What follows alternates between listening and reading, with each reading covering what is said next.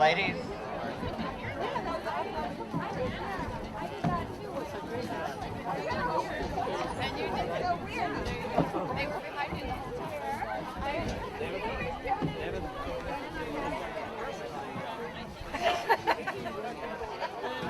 Our next event on the schedule will be a Carriage Praise. And I'll give you a head up when they get into the area.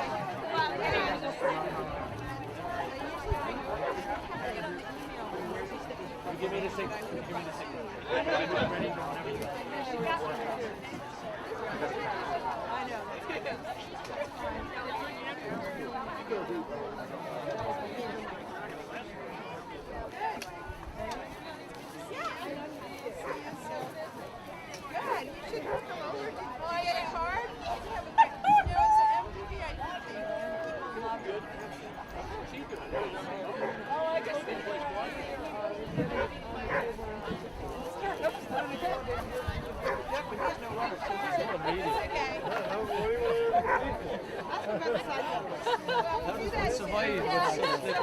little person. How you doing? Yeah. One of the best fans. Jacques Ray.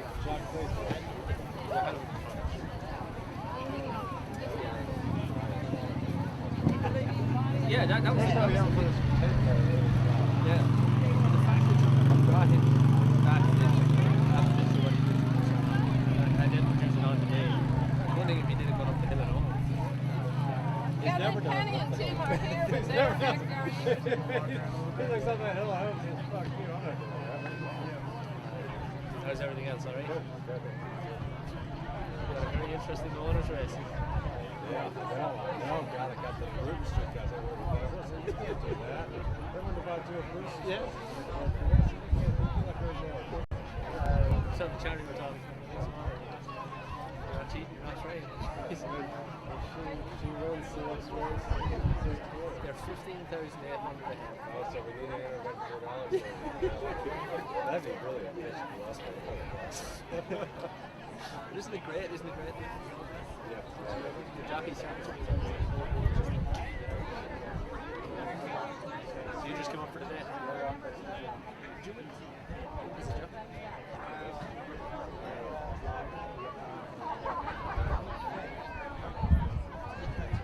I don't like that.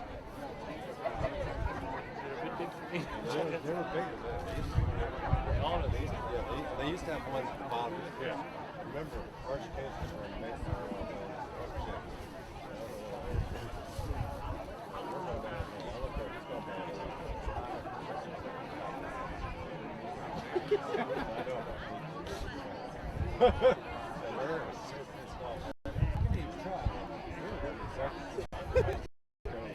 Let's be safe. Yeah. That's everyone walking. He is not happy at all. Thanks, Jack.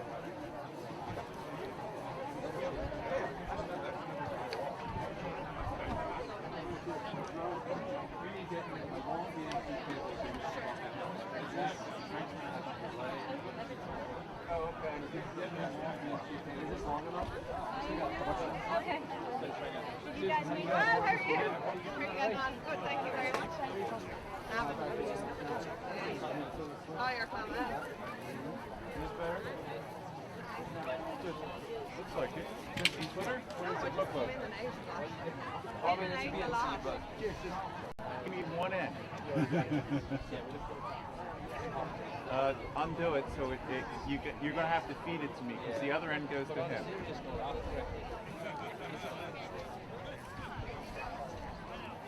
So feed me one end that's going to, is it going to feed? Lay it out.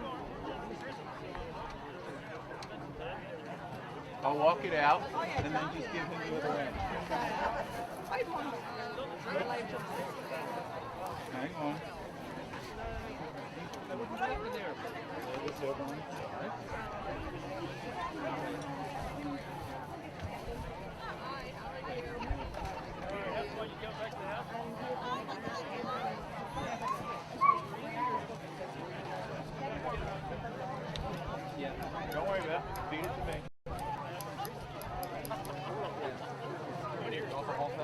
I just want he's going to want the other end. I'm just cleaning this up so it'll run clean. Do you know how to roll cable in and out? Yeah, okay. No problem. I'll show you in a minute. Ask Damon where he wants that plugged into.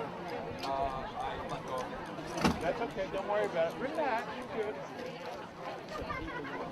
Damon, where do you want this, my friend? What plug in the back on the camera? Input 4? Gotcha. 1 second.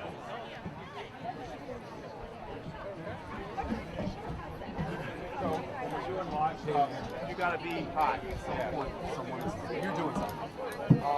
Don't worry about it. So there's a belt over there, a work belt over there. See that black belt on top of the brown bar? Okay, there's got some zip tie. Yeah. Getting in all right, Al?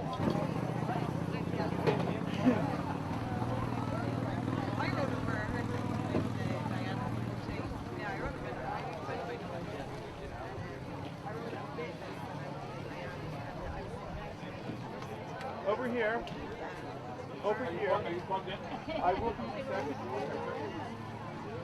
Just zip this strain release so I don't pull the table down when I walk out. Yeah, just you got it.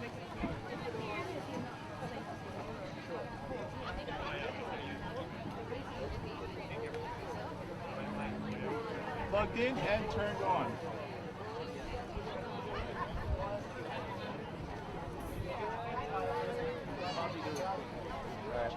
Beautiful. Yes, I am. Or I'm hot. It should be on input 4. Let me just give you a straight view so you can verify that the patch is good. Here's this from right from my camera. I'll plug it into something. Yeah, makes perfect sense to me. Okay, I don't know.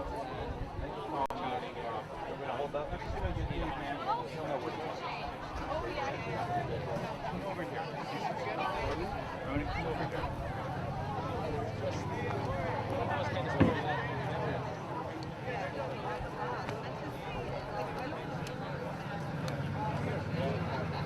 All right, you just feed me cable, man. Stand right there.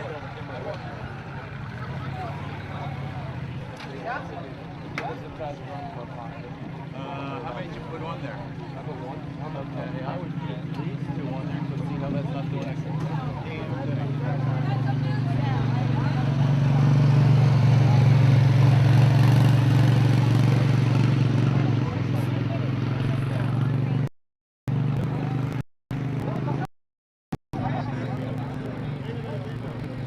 Once we're done, we'll just wheel this cable up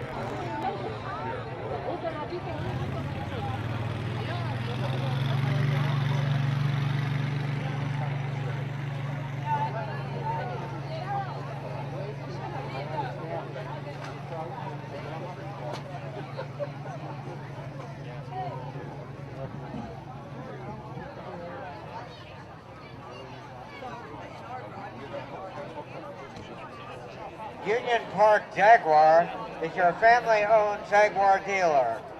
Located conveniently in Wilmington, Delaware, Union Park Jaguar is proud to present the 3 models today: the 2017 Jaguar XE, a compact luxury sedan starting at only $34,900, and the 2017 Jaguar F-Pace, the first Jaguar luxury SUV for performance, beauty, and practicality, and the 2018 Jaguar F-Type, a sports car with performance and precise handling, with everyday refinement and usability.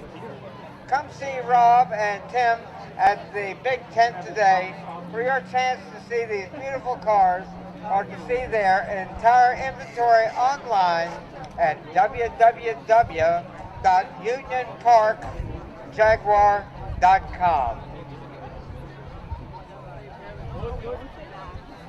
The next event on our schedule will be the annual Carriage Praise They should be coming into the area shortly. I'm from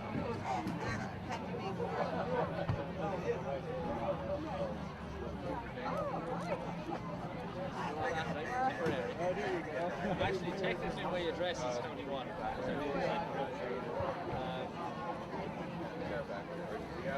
No.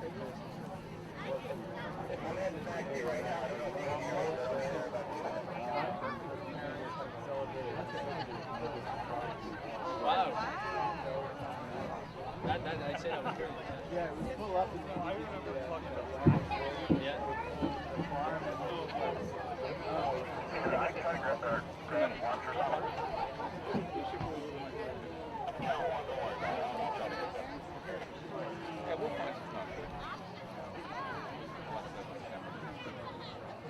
very important. I'm Susan. I met you before. Yeah.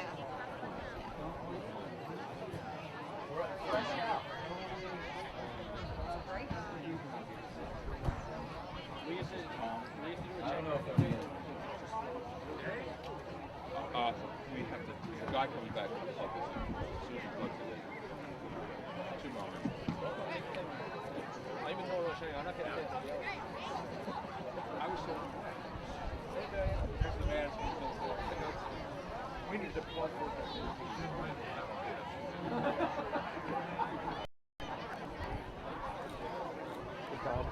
You want me to stay in here? Yeah.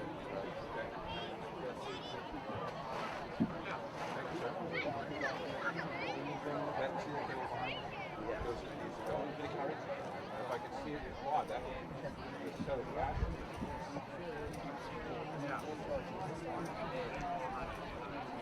Ow! Manzo! Love Manzo. Okay, we're ready.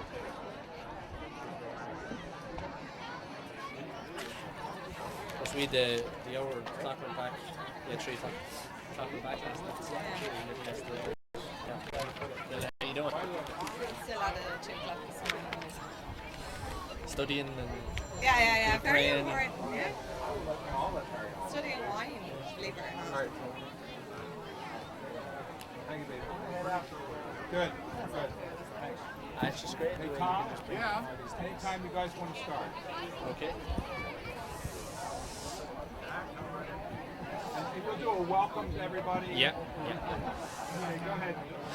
Ladies and gentlemen, you're very welcome to the Pennsylvania Hunt Cup here in 2017, the 83rd running. I'm your host for the afternoon, Kevin Tobin. Of course, brought to you by Hunt Cup Productions. There's a lot on offer here today.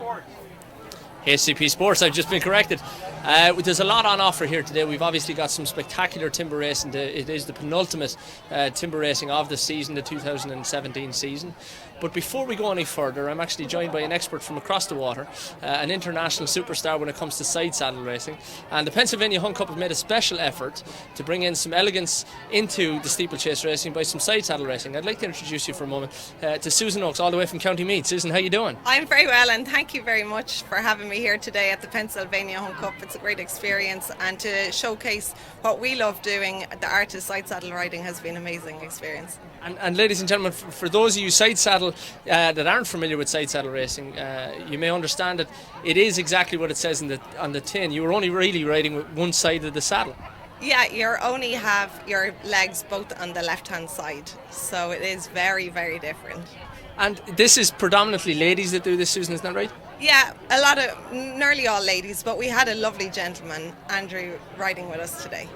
So side saddle is very popular at home in Ireland and plenty in the UK as well, and you're actually a bit of a superstar back home when it comes to side saddle racing, is that right? Well, I'm not too sure. Yeah, I am very lucky. I have set the world record jumping 6'8" over the Puissance wall, and I won the first ever, the inaugural running of the Diana the Chase race, which is a 3-mile steeplechase over hedges in Leicestershire in the UK. Wow, like I said, ladies and gentlemen, an absolute international superstar. And Susan, what brings you actually to Pennsylvania, and what brings the side saddle racing to Pennsylvania? Well, very kindly, Anne and Michael Moran invited the side saddle race to show the elegance of the whole art of riding side saddle here today. So it was because of them, the lovely invite, we all came together. Yeah, and we had, what do we have, 8 or 10 riders competing across this Pennsylvania countryside, jumping fences. The crowd got to see it firsthand. How did the race go for you? It was really good. I feel mastered the race, so I set the pace and then I released them just on the run in, and then they really raced to the finish line, which was brilliant. And a spectacular experience, I suppose, for the people as well, who probably don't get to see it a whole lot. But it really is trying to bring back the history of side saddle racing here in Pennsylvania, because of course it is very much hunting country up here too, which is how ladies crossed the country years ago, right? Yeah, so many people now and over the years have hunted side saddle, and it's making a huge comeback. So to showcase it here is really amazing, and to go at a good pace and jump the lovely jumps around here has been really great. Well, wonderful. Susan, can we expect you back year on year to field master the side saddle race here at the Pennsylvania Hunt Cup every year? Hopefully I get an invite every year, because I'd love coming back. Wonderful, ladies and gentlemen. That was, of course, Susan Oakes from County Meath in Ireland, who was one of the leaders of the side saddle tradition and the side saddle profession all over the world. We're absolutely privileged to have Susan with us today. Thank you very much, Susan. We look forward to seeing you again soon. Thank you very much. Thank you, ladies and gentlemen. Of course, today is the Pennsylvania Hunt Cup, the second last day in the whole season of the 2017 jump season. There's a lot to be solved and a lot on offer here today. The Trainers' Championship is probably sewn up with Jack Fisher well ahead, but the Owners' Championship is very close, and above all, the Jockeys' Championship. There's only one winner between Sean McDermott and Darren Nagel, who's leading, both of which had 2 winners yesterday, all of which are riding today, and we're going to see some great action. We're going to start with a maiden hurdle, or maiden timber race rather, about 1:30 this afternoon. Then about 2:15 we're going to move into the non-winners at 2, and then the big race itself is about 3 o'clock this afternoon. I'm going to be joined by various experts throughout the afternoon, and of course the wonderful Willie McCarthy will be by my side most of the day. We look forward to seeing you. Right the way throughout the day, we're going to have some carriage racing coming up, which we'll reflect on. We'll also interview some experts who know all about the history of the Pennsylvania Hunt Cup, and we're going to bring you some good stuff to watch too. So while I'm going to let you go, we're going to be back to you in about 10 minutes. Thank you very much for joining us this afternoon, and we'll gather again for a wonderful day of sport. Thank you. Nicely done. Really good. This year the carriages are going to go basically around the course and not come down through the stretch. Yeah, the cable comes up. I'm just going to marry it right here.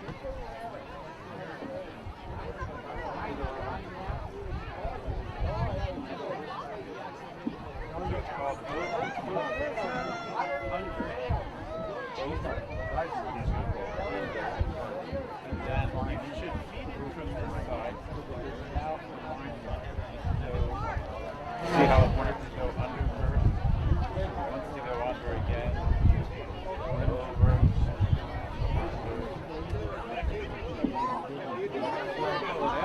Run it, make it run clean. Take all the twist out, see what happens there. Take all the twist out. That's why I wanted to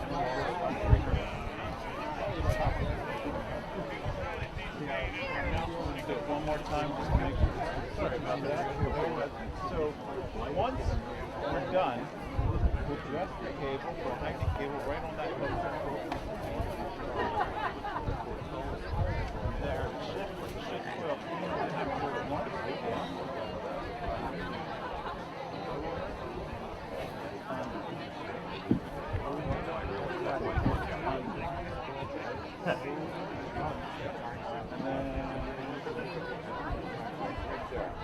So now you hold it, watch what happens. Just hold it like this, and watch what happens. No, you let it roll. It should roll right out.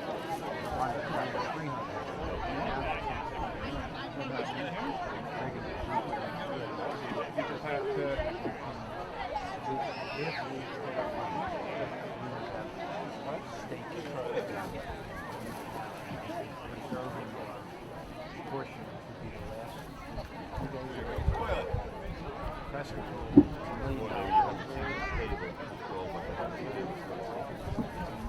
No, you gotta make big happy loops. I'm more of a kinesthetic. Okay, you gotta watch again. Big happy loops. One big, and see how that went over. See how it's over. So this one will go under. Big happy loops. All right. So your turn. Big happy loops. That's it. Over. Perfect. Under. Should be under, yeah. It should look just fine. Now you want to make that loop the same size. See now that take your time. This way. See how it wants to do that? You got it. Now make that look the same size down to the open. You'll get it because you'll grab it at the same spot every time.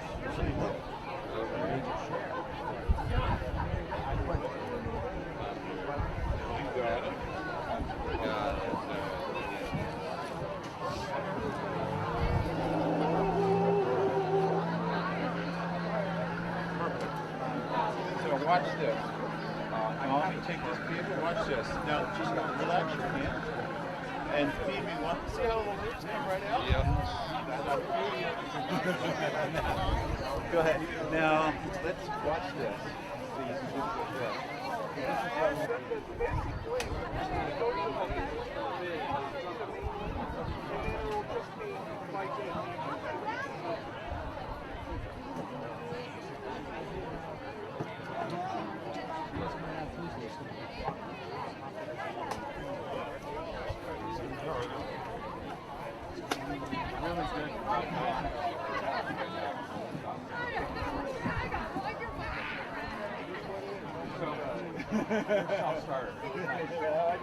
I'm trying to keep that guy hot.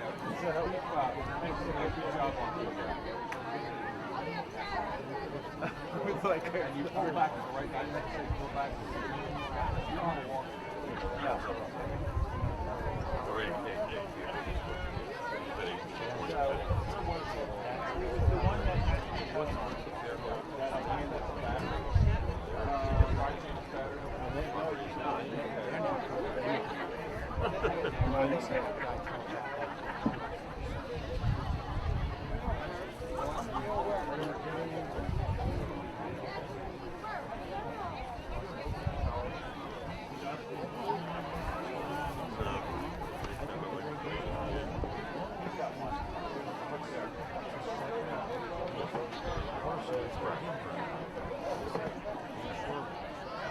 Yeah, because I'm looking at waiting to the ass, but now whatever. No, they just tell us and don't give us the people.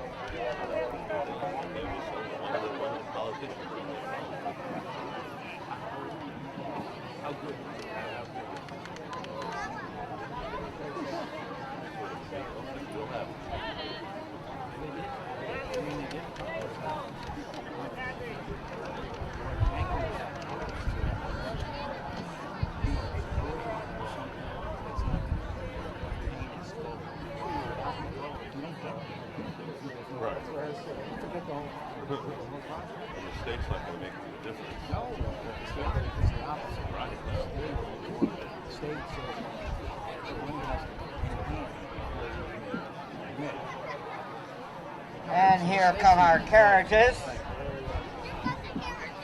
Number 1, John Fraser Hunt of Spring City, Pennsylvania, on a roof seat brake, driving 4 in hand with his Scottish warm blood. Horses Seabrook, Howlett, Marcus, and Star. Number 2 is Dr. Donald J. Rosato of Chester Springs, Pennsylvania, on a roof seat brake by Holland & Holland of London, circa 1910, driving 4 in hand with his horses that are crossbred Frisian and saddlebred, called Georgian Grande. Number 3, Whip Jamie O'Rourke, along with owner Herb Kohler of Kohler, Wisconsin, on a roof seat brake, Brewster of Broome Street, New York City, circa 1890, formerly a part of the Seabrook collection that was built for the Hamlin family of Buffalo, New York. Driving 4 in hand with Irish Sport horses. Number 4, Francis and Wayne Baker of Lewes, Delaware, on a Weavertown coach roof seat break, driving 4 in hand with Hackney Clydesdale crossbred horses named Cooter, Duke, Dundee, and Expo. Number 5, Dr. Andrew Fale of Glenmore, Pennsylvania, on a European roof seat break, driving 4 in hand with his Hackney horses.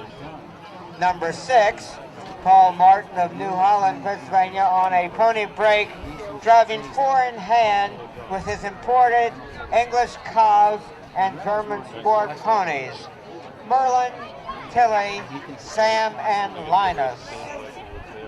Number 7, Richard O'Donnell of East Fallowfield, Pennsylvania, driving a wagonette with his pair of Hackney Clydesdale horses. Number 8, Charles McWilliams of Unionville, Pennsylvania, driving a carriage machine wagonette with his pair of black Hackney mares, Cleo and Lily. Number 9, John Grabery of Valley Forge, Pennsylvania, driving a German-made shorting break with his pair of North American spotted drafts, Kip and Monk. Number 10, Judith Kenny Paisley of Landenberg, Pennsylvania, and Stephen Burkholder of Fleetwood, Pennsylvania, driving Country Phelan with a pair of Morgan Geldings. Number 11, Tracy Higgins of Oldwick, New Jersey, driving an Essex Trap with her pair of horses, a Welsh cob named Bunny, and a Kogovas Draver named P. Number 12, Joseph Colella of Unionville, Pennsylvania, driving a Bronson wagon with his American saddle horse, Prince. Number 13, Dr. Betsy DeMarino of Northbrook, Pennsylvania, driving a 4-wheel rally car by Moore & Sons of South Bolton, England, circa 1860, with her standard-bred horse, Tucker. Number 14, Diane Valentine of Monroeville, New Jersey, driving a wood road cart with her Bay Dutch warm blood, Lady Siri.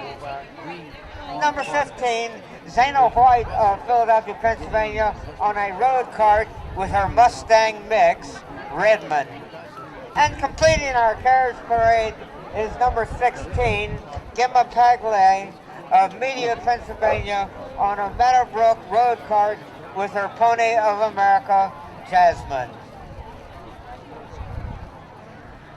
We'd like to thank all of our competitors in today's carriage drive.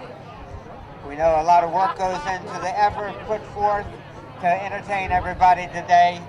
They are going to be parked in an area near the last fence if you'd like to come by and check them out.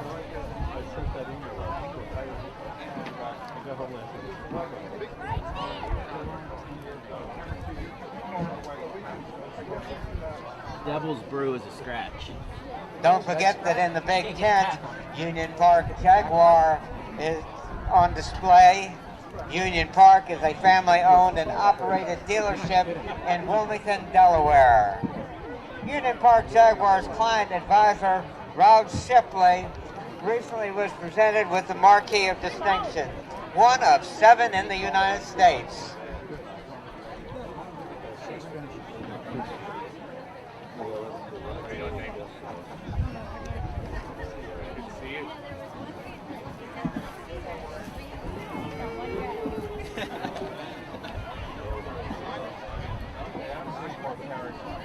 The horses will be coming to the paddock shortly for today's first race.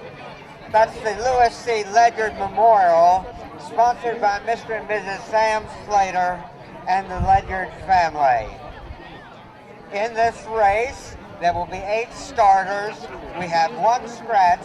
Scratch number 4, Devil's Brew.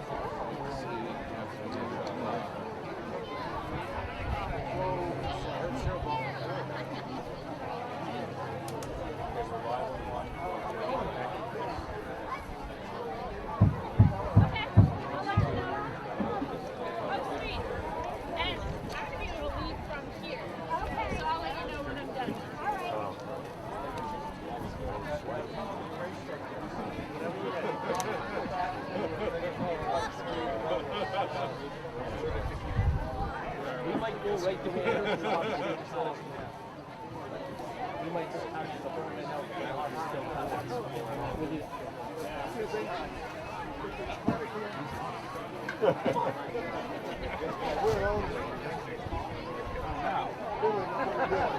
want wired, right? You want to start? It should run clean from that end.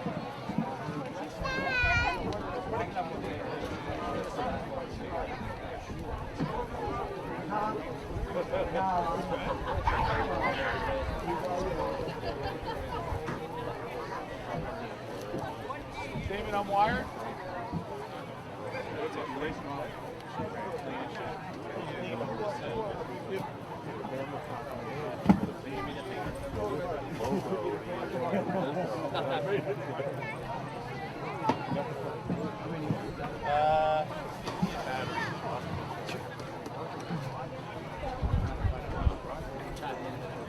No, that's okay.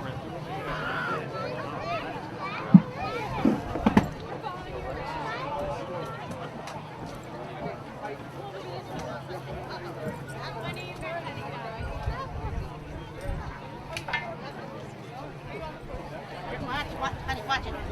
You got your.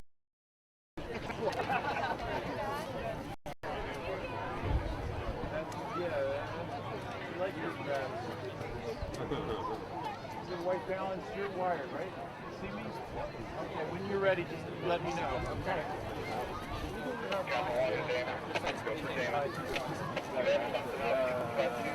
Here, the flag right there. Perfect. Thank you. Just a second. I'll give you a break. You get a little closer, wide angle. Tom, can you get a little closer, wide angle? I'm sorry. Camera 2. Yeah, he needs to be able to hear you. In fact, you might want to give me a radio. Go. What? Talk. Just get closer. Good.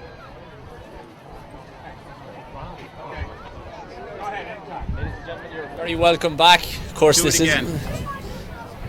Ladies and gentlemen, you're very welcome back to what it is, the Pennsylvania Hunt Cup. Now, of course, in the world of UFC, they have Mystic Mac, but here, Mac. Willie, how you doing? Glad to be here again. Good, Kevin. Great to be here again. Should be a good day's racing. There's good horses running, and we're excited about it. Of course, you mentioned the day's racing, and that's what we're here for, of course. Today, predominantly or exclusively timber racing. This morning had pony racing, side saddle racing, some carriage driving, the whole lot. There's a lot going on here, something for everybody, you'd say. Something for everybody, and you can see there's a great crowd of people here. Perfect weather, autumn weather here. I got some of the heavier jackets out here today, but it should be a good day, and a lot of people having a lot of good fun. Now, of course, we mentioned it is timber racing, so every race here run today, the 3 races that we're going to cover, will be timber racing. And timber racing in the United States is meant to reflect what fox hunting would look like if we were in pursuit of a fox. Willie, you've ridden around this track here. It's a little bit different to a lot of other tracks in that it's undulating, it covers a lot of country. It's definitely a challenge for horse and rider, would you say? Yeah, definitely, Kevin. It's a definite test of a horse's stamina around here, and a huge test of a horse's jumping. They're quite a big fence here, undulating course, like you said, and being out on the course, had a walk around. It's going to be a good test of stamina today here, running on softer ground here today, and it'll be a test for everybody. It will indeed. Of course, the rain fell in Maryland this morning and elsewhere around has gotten into the ground here, so you'll be absolutely asking a horse to get every yard of the 4 miles that it takes to win the Pennsylvania Hunt Cup. Of course, this is the second last day of the 2017 season. There's a lot on offer that we spoke about before. One of the big things that we're going to be focusing on today is the Jockeys Championship. Willie, you're a former champion jockey yourself. I know Sean McDermott and Darren Nagel are locked at the top there. There's only 2 winners between them with only 2 days racing left, and there's a couple more lads just down the line there. If they have a couple of good weekends, it could come close, but we'll have main eyes on Sean and Darren today, I would think. Yeah, both Sean and Darren have good chances of riding winners today now, so it's going to have a huge influence on the championship. Obviously there's only a racing, 1 more weekend of racing, so it's tight there at the top. Darren Nagel's gone to 16 winners and Sean McDermott's on 14. So a winner for either of those 2 guys today could really could be a teller on this year's championship. And of course, Willie, neither of the 2 of them have ever been crowned champion jockey before, but you have. In 2014 you were champion jockey. Would you give them any last bit of advice coming into the last couple of weekends? To be honest with you, Kevin, you just kind of got to keep your head down and keep working at it. It is as much as you want to think about it and let the pressure, kind of build up there. It's you got to try and block it out. And actual fact, the pressure used to help me. It would drive me even further to, try and do as well as I could. But that was just me. I mean, everybody's different. But there's these are going to be very important rides for both of them. I mean, they're only going to ride less than 10 races for the rest of the season, so it's really down to the last digits now. And I mean, like I said, a winner for either of them would be huge now today. Absolutely, ladies and gentlemen, that's just one of the things you have to look forward to. And let's get right into it. The horses are just arriving in the paddock for what is our first contest of the afternoon, which is the maiden timber. 9 horses going to post here. A lot of them have a little more experience than some of the maiden hurdlers that we've spoken about in the past. Number 1 is Our RJ, trained by Regina Welch and ridden by Byron Moorcroft. Number 2 is Wits in Stables, Doer, William Dowling, and Jack Doyle's in the saddle today. Bruce Fenwick owns and trains Daddy in the Dark, who's number 3, ridden by the timber maestro Mark Beecher. Number 4 is very locally trained Devil's Brew. Elizabeth Correll's the owner, and Graham Waters is the rider. Irvin Naylor will be surrendering his champion ownership this year, but Take Points and runs in his colours, trained by Billy Meister and ridden by Bethany Bumgarner. Number 6 today is the What Did You See? Very interesting Tappet runner here. For Grey Lake Stables, Ivan Dowling trains, Darren Nagel rides. Number 7 is Captain Easy, owned by Paper Mill Farm, trained again by Billy Meister and ridden by the Cup winner. Number 8? Number 8, yeah. Number 8 is Touchdown Tony.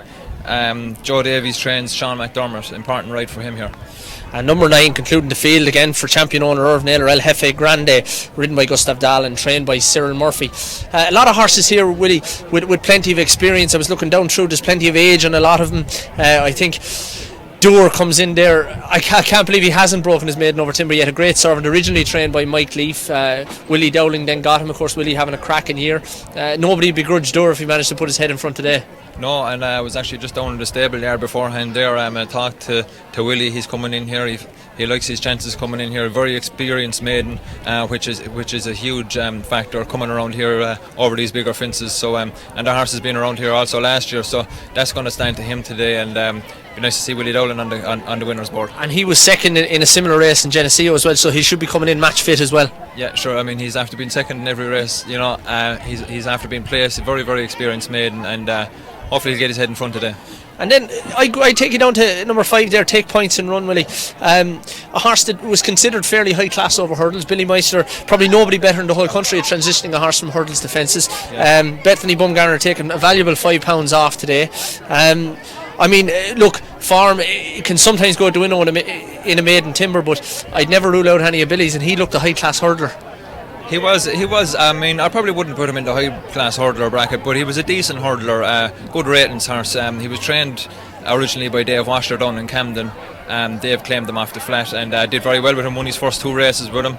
And Billy acquired him then and ran him a couple of times over hurdles and now has him running over timber. But he did always look like the type that was going to go on and be a timber horse. He's got the size, he's got a lot of scope, and we'll see what he can do today here over these bigger fences and a bit of softer ground. Absolutely, and I was talking to Sean McDermott prior to the racing today as we see the jockeys coming out to get onto the horses now, so they won't be long before the start of our first race. But he rides Touchdown Tony. Eric Peretz has ridden him before. Eric also rides in this race riding Captain Easy. He's a quirky kind of a sort, but they say that if he decides to put his nose in front today, he could be as good as any of them in the race.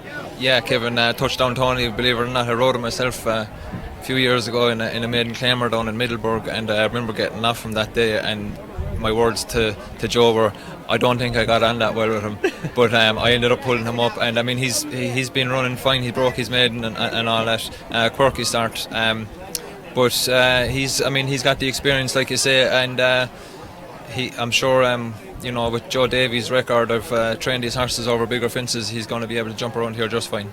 We'll say there now where Eric Peretz riding Captain Easy has been a regular partner with Touchdown Tony. Would that ever come into a rider's head, Willie, when they be on the course, that they be thinking about the other horses that they have ridden in the race, or would that be more thought about in the pre-planning of how they're going to ride? I mean, be honest with you, Kevin, and I can only speak from personal experience. Just gone out there and riding in the race. I'm kind of thinking about riding my own horse, what I'm doing in the race. obviously you're trying to be as careful as you can. Not that you're going to be doing anything wrong, but. And if I'm familiar with any of the horses in the race, that's something to try and use to my advantage, understand their running style and see what we're up against. Yeah, absolutely. The bottom horse here, Willie, El Jefe Grande, Gustav Dahl, Cyril Murphy had a couple of horses run very well last week, a couple of second places. Cyril hasn't had a most bonny falls, but he has to be due one. El Jefe Grande may not be the one, but he's one I certainly wouldn't discount. Certainly wouldn't discount him, no. He's got a bit of place for him. Looks like he's coming in here. He looks like he's sitting on a win, this horse now. He looks like he's ready to get it done. Of course, like you said, Sir I was over in Tattersalls this week at the horse and training sale, and Sir was over there making some purchases for next spring, so be interesting to see what he comes back from there with. But today, concentrating on El Jefe Grande has definitely got a good shot here in this first race. Absolutely, and I mean, for the day that's in it, Willie, when we look at maidens, obviously none of these have won over Timber before, and as I said, looking down, it's surprising that some of them haven't won. Believe it or not, I actually rode Dur myself over maiden hurdles, which will tell you how long ago it was. He must be a great jumper. Did you get him around? He's a wonderful jumper, and I got him round twice actually, believe it or not, but that goes to the credit of Mike Leaf, the trainer at the time. But Willie, how would you think tactically riding a horse with a little less experience on a day like today? Would you be more inclined to take a lead and get cover, or would you be more inclined to show your horse as much light as possible? Well, Kevin, it totally depends on the individual itself. You'd been hoping that prior to here you'd got a chance to sit on the horse at home and have a school on him and understand him, and then you kind of plan your race accordingly. Then I always found that a horse today was going to be, giving him a chance to have a little slow fence or that early on. I would always kind of try and jump him off more prominently so that you can allow him to have a chance, to take back at a fence and still be in a good position. Whereas if you kind of jump off with the opinion of you're schooling around at the back and you have one or two slow fences at the beginning, then you're out of contention and the horse doesn't really learn anything. So that was just my own personal way of doing it, and you'll definitely be trying to get your maiden horse here if you think he's inexperienced. Try and get him into a good rhythm early, get his confidence early, and just sit there and hopefully have a nice spin around in. Absolutely. Now, Willie, I see the riders are just getting up with their horses now, so we're not that far away from the start of our first race, probably only about 5 minutes or so, and we'll actually be up and going. Knowing again that you're not riding today, is there any particular one you'd like to throw your leg over? Yeah, I love this horse of Ivan Dowlin's here, the Tappet horse. Don't see many Tappets running over jumps. Of course, Tappet's a phenomenal sire here in America. Probably one of the top ones here now. Very high stud fee he carries, and he's got multiple graded winners and graded stakes winners on the flat. But today we're looking at this horse here in a maiden Timber. I don't think he ran too much on the flat, or maybe didn't run at all in the flat. So he may have been one of those babies that was going to take a long time and didn't get a chance to be a flat horse, which can sometimes be a good thing. When they go on to be a steeplechaser, that they haven't got too many miles on the clock and the legs are fresh. And this horse is coming in here. Looks like he's done well around the bigger Timber. He's had a couple of experiences. He was placed third or fourth at My Lady's Manor in the spring. That'd be quite a good test of horses jumping, and to me, that puts him in here with a real good shot. He's been around Geneseo also, so no problem with the jumping. I think he liked the cut on the ground. Spoke to Ivan Dowling down in the stables beforehand, and he's fairly hot on this fella now, so it's going to be a good race. And for those of you at home wanting to pick out that horse, of course, he's number 6, What Did You See? And he's as white as snow going off there. He's the only grey in the field, of course, by Tappet. Tappet knows how to stamp him. For me, I'm going to go for number 2, Dur. That's just heart over head. He's a horse I'd be very fond of. As I said, nobody would begrudge him if he won. Horses are about to head down to the start here, so probably only a couple of minutes now before the start of our first race. An exciting day's race in Willie, and I suppose we'd like to wish everybody the best of luck, that they come home safe, and all the crowds here on the day, massive crowds here for the Pennsylvania Hunt Cup, and we'd like to wish you all at home the best of luck watching, and we'll be back to you as soon as the first race is over. Written by Bethany Baumgartner. Number 6 is Grey Lake Stables, What Did You See? Trained by Ivan Dowling, written by Derek Nagel. Number 7 is Paper Mill Farms, Captain Easy, trained by William Meister and written by Eric Forrest. Number 8 is Irvin L. Crawford II, Touchdown Tony, trained by Joseph G. Davies and written by Sean McDermott. And completing our 8-horse field is number 9, Irvin S. Naylor's El Jefe Grande, trained by Cyril Murphy ridden by Gustav Dahl.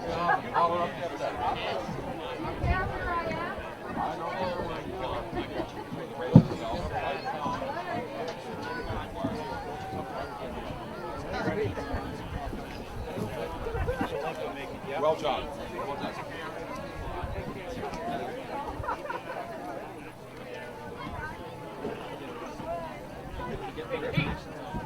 Pete, any chance you could send out something right now? I don't have all those emails. You don't have all that. I could see if I could get it. I'm going to get it done before the race starts. See that pickup truck?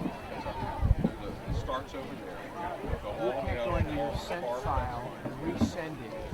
It's not on my phone. I sent that from Outlook. So I just have to, Yeah. let me see. I got to get that.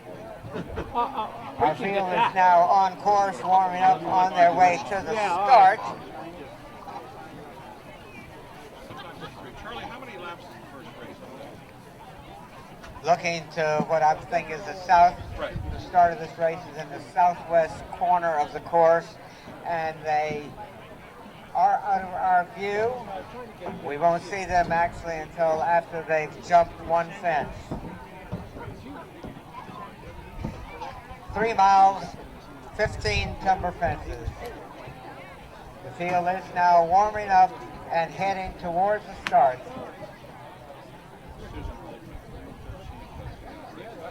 She should have got, but she should have done, she's got the SS.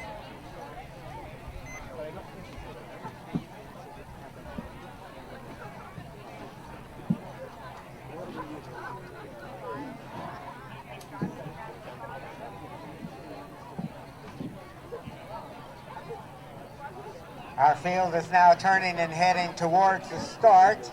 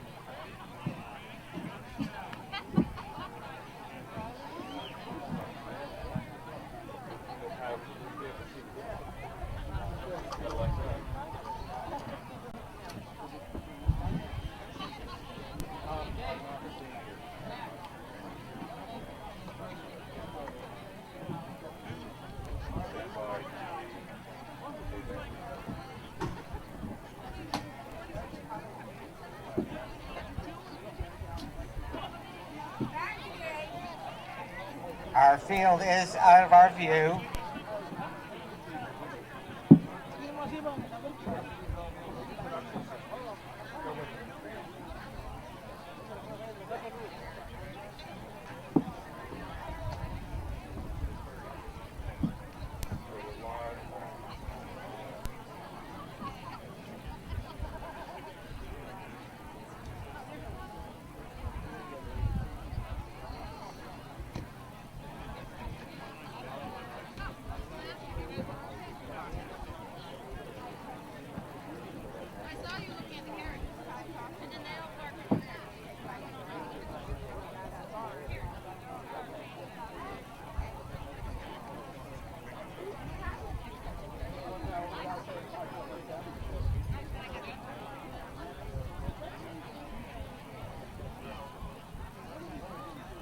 The flag is up.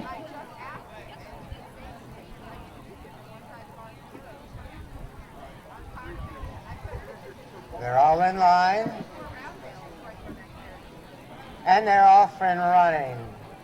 Daddy in the Dark goes to lead at once, and they go out of sight immediately.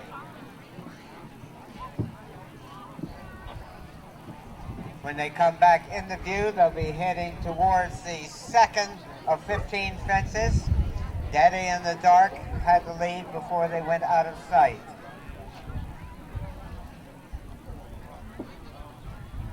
Our RJ now on top. Daddy in the Dark follows in second place with touchdown. Tony in third. Take Points and Run races in fourth. Followed by What Did You See racing in fifth place as they clear the next fence. Our RJ on top. Bethany Baumgartner with Take Points and Run racing in second place. Daddy in the Dark follows in third by touchdown Tony. Door is there in the pink silk. Racing towards the fourth fence now. Our RJ and Byron Moorcroft setting the pace and opening up by about 8 lengths. Daddy in the Dark and Mark Beecher follow in second place. Touchdown Tony goes well over that one. Captain Easy follows in fourth place with Door in fifth. Take Points and Run and What Did You See completes the field as they're strung out a bit this first of 2 times to go around. Our RJ leads the field out of our view once again. When they come into sight, they'll be heading towards the fifth of 15 fences. Our RJ had the lead when they went out of sight. They come back into view. Our RJ still on top. Daddy in the Dark follows in second place. At the fence, our RJ running and jumping with the lead. Daddy in the Dark jumps in second place. Touchdown Tony with Captain Easy racing in fourth place. They're all a good ways behind our RJ, who sets the pace as he heads towards and over the sixth fence. Our RJ on top. Daddy in the Dark is followed by touchdown Tony. Captain Easy. Door is there also with Take Points and Run. And completing the field is What Did You See?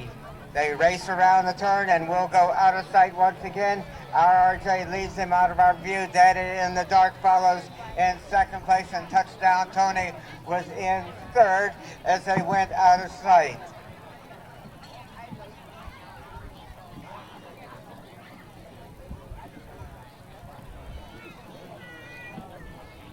Our RJ has led most of the way.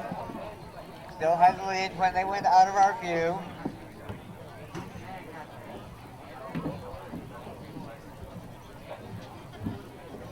And here they come, our Daddy outside, racing in fourth place under Eric Ports. Door closer up in fifth place. Take Points and Run, completing the field.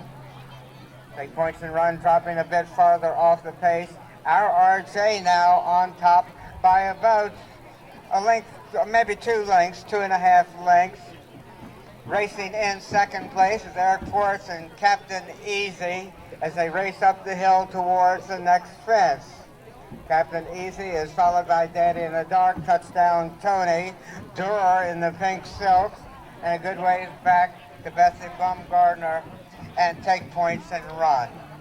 As they head now towards the 10th fence, our RJ, where he was the first time around, on top, but now his lead is only about 5 lengths.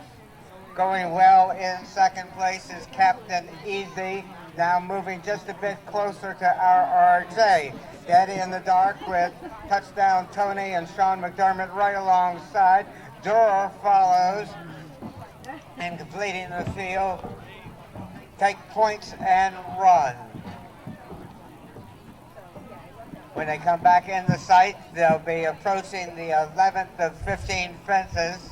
Our RJ has made all of the running. Captain Easy follows in second place. At the fence, our RJ jumps his jock out of the irons, and he's a lost rider. Now racing down towards the next fence, Captain Easy and Eric Ports on top, but here comes Mark Beecher and Daddy in the Dark making up ground on the inside. outside.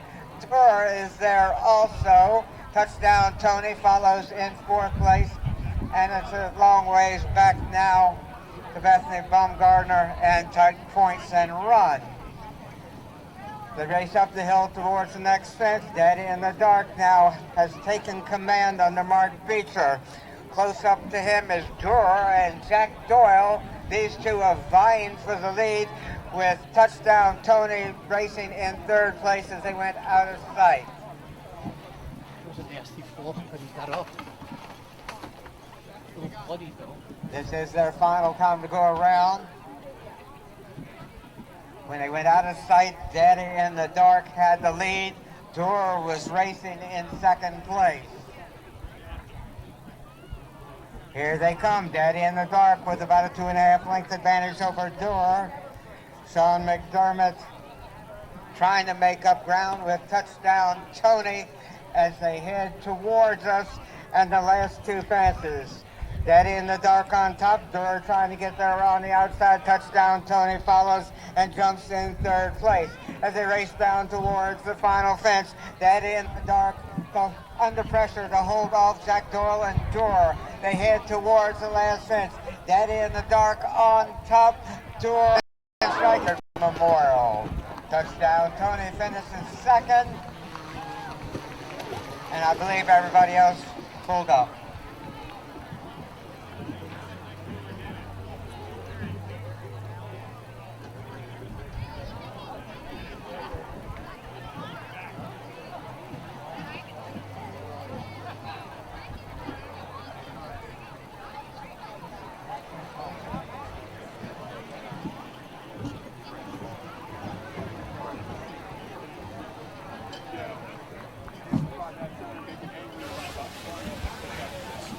David, we're going right in. Just now. I'd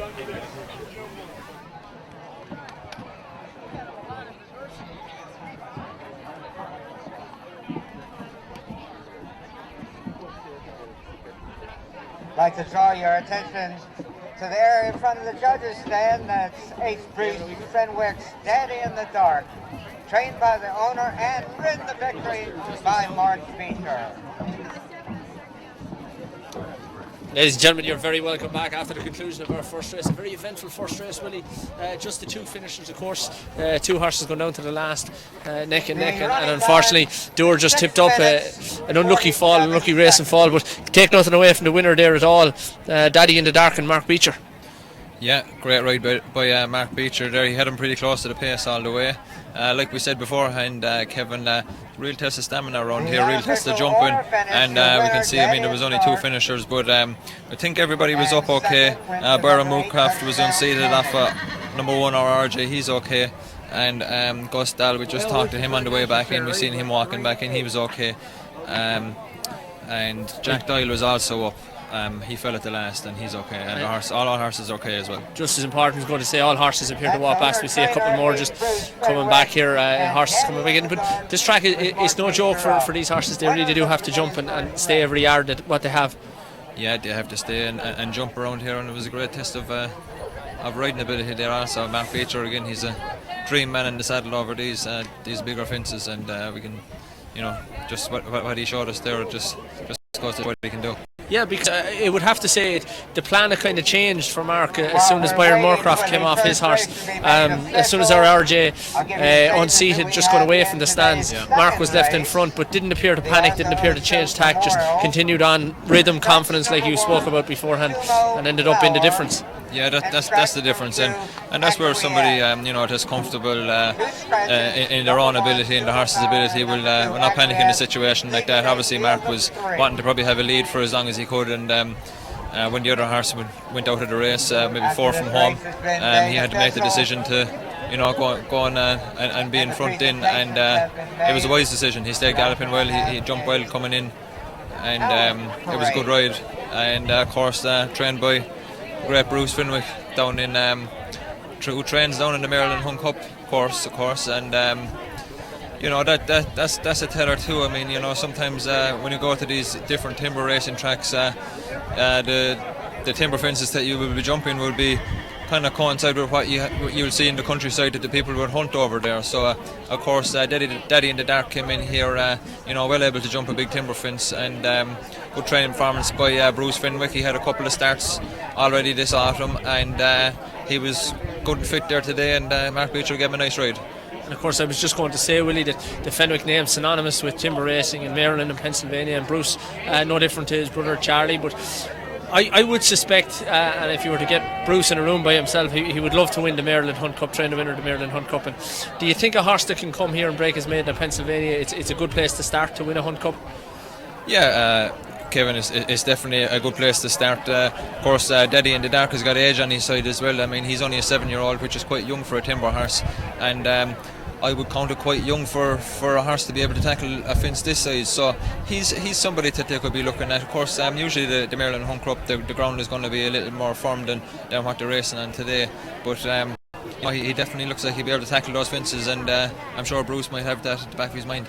No question at all, and of course delighted for Bruce and all connections with the winner of our first race there. Daddy in the Dark, a horse that was pretty okay over hurdles as well, but it just goes to show there's yet another career for these horses to come back and jump over timber. And today it was a $15,000 purse. It's nothing to be sniffed at, and that horse has probably paid for the gas money home.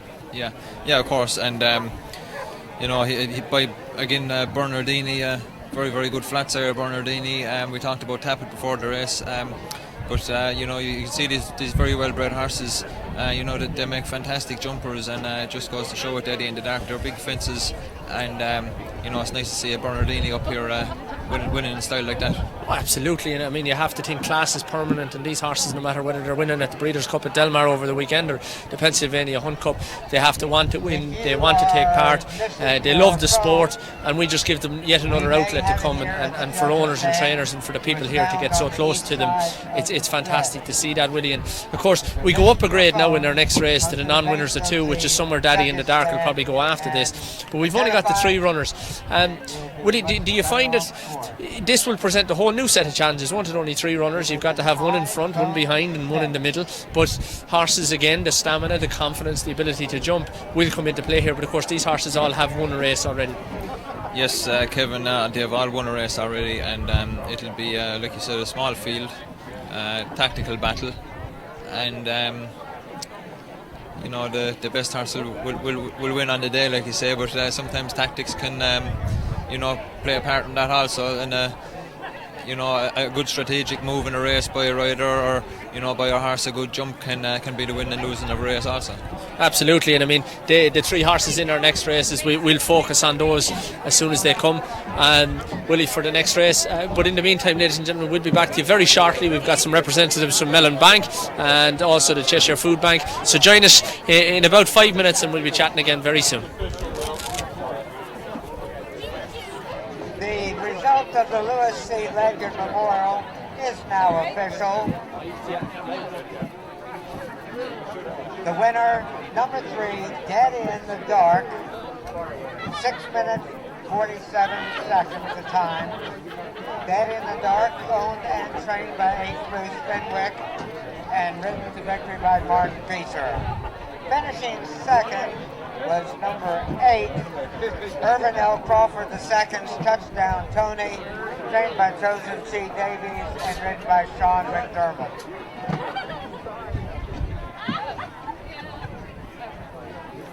We are going to have a parade of the Cheshire Hounds very shortly, prior to the horses coming to the paddock for the second race.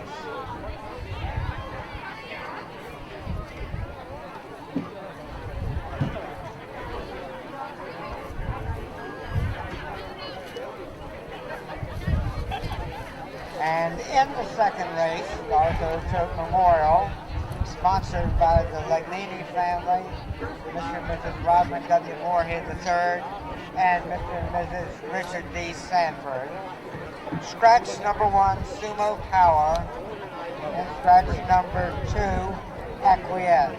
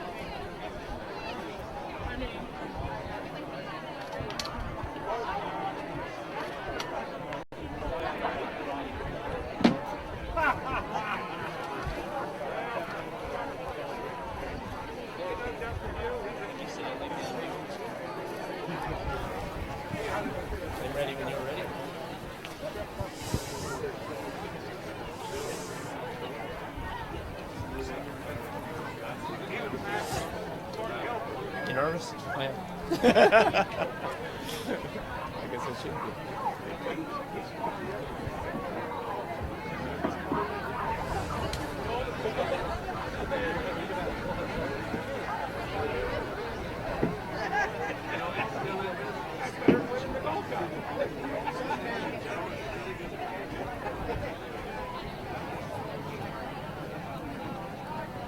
Don't forget to stop by the big tent and check out the Union Jaguars. Union Park Jaguar is your family-owned Jaguar dealer located conveniently in Wilmington, Delaware. Union Park Jaguar is proud to present the 3 models today: the 2017 Jaguar XE, a compact luxury sedan starting at only $34,900, and the 2017 Jaguar F-Pace, the first Jaguar luxury SUV for performance, beauty, and practicality, and the 2018 Jaguar F-Type, a sports car with effortless performance and precise handling, with everyday refinement and usability. Come see Rob and Tim at the Big Tent today for your chance to see these beautiful cars, or see their entire inventory on www.unionparkjaguar.com. You're racing. Right.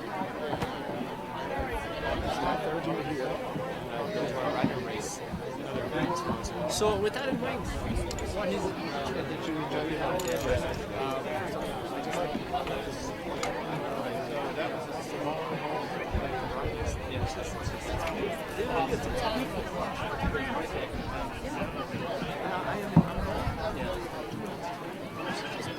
Yeah.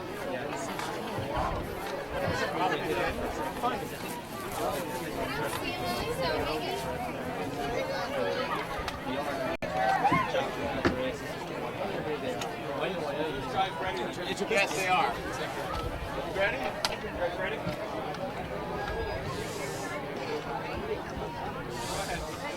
Ready? Ladies and gentlemen, you're very welcome back to the Pennsylvania Hunt Cup. Of course, the 83rd running of the Pennsylvania Hunt Cup after our first race. Of course, everything that happens here at the Pennsylvania Hunt Cup doesn't happen without support and a massive team. One of those supporters is here with me now, Mr. Frank Shickley from Mellon Bank. Frank, how are you doing today? Very well, thank you, Kevin. Thank you. Absolutely great to have you, Frank. You're a senior director of Mellon Bank Financial Management. Mellon, of course, a massive supporter of the Pennsylvania Hunt Cup. I would beg to say, Frank, that it's the ability of jump racing to give back to the community is what has the likes of Mellon Bank involved. Would that be fair? Absolutely correct. This is our 5th year of sponsoring this event, Kevin, and we do it because our friends are involved. So Michael and Ann Moran are co-chair of this event, and to think the commitment they put into it, and the beneficiary being the Chester County Food Bank, we're just so happy to be part of it, and that we can give give back a little something too. And it's just, it feels wonderful. We're pleased to do it. And Frank, you're dead right. That's a magic thing about the likes of what the Pennsylvania Hunt Cup does and what jump racing does across the country. Come in and have a fantastic day out and see wonderful horses running over wonderful countryside, but yet the community is the biggest benefactor. Oh, how true. You think about people out here today just enjoying themselves, and they see the pure athleticism of the horses and of the riders, and we're so get all in.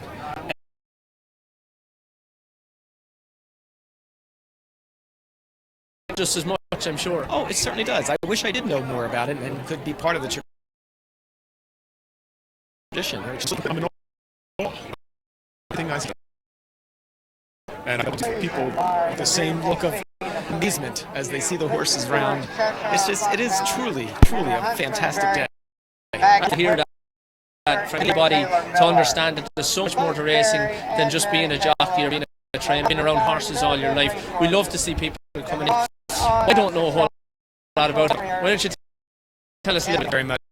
We have history here in the Philadelphia region, the area. Mellon Bank with Bank of New York, so it's BNY Mellon. That happened about 7 years ago. But we've been providing a holistic approach to wealth management for a number of years. We go back decades, quite frankly. And holistic, we offer, and it's all through, again, relationships with our clients. Yeah.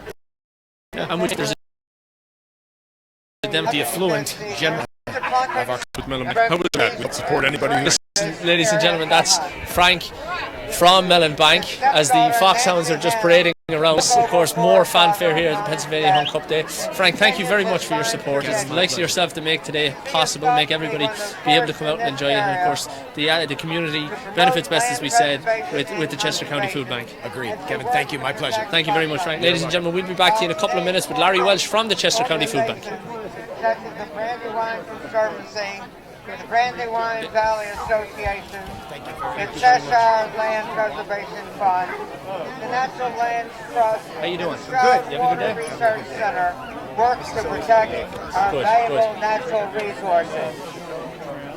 Today, two masters run the Cheshire Hunt, including our own Anne Moran, who with her husband Michael Moran owns the lovely property we're on today. Also a Cheshire Mastiff is Nana Nelson, trainer of past Pennsylvania Hunt Cup winners and Eclipse Award winner McDynamo. Today is his mother and trainer of son Parker, who rode in the Junior Hunt Cup. Take a minute or two. Cheshire Foxhounds are a mix of the finest American Tin Meredale and English hounds. They are not only beautiful, they get the job done. The fine traditions carried on for so long will continue in the hunt's next 100 years. Yeah, a little bit of reading, but yeah, our food bank is a little and different. now moving on, the Cheshire Food banks have kind Foxhound. of noticed the domain of canned corn and peanut butter. We're all others, and just doing the best we can for our clients. We have nutrition education programs. We have a garden. The horses will be coming to the paddock shortly for the Arthur O. Choice Coach Memorial, sponsored by the Lagnini family, awesome stuff. Mr. and Mrs. Robin W. Moorhead III, and Mr. and Mrs. Richard D. Sanford. This is for horses that have never won twice over timber. Scratch number 1, Sumo Power, and scratch number 2, Acquiesce.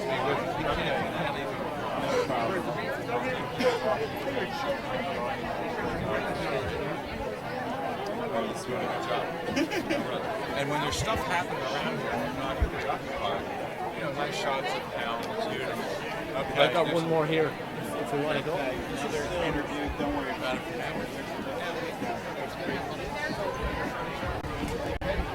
It's this one and then, yeah.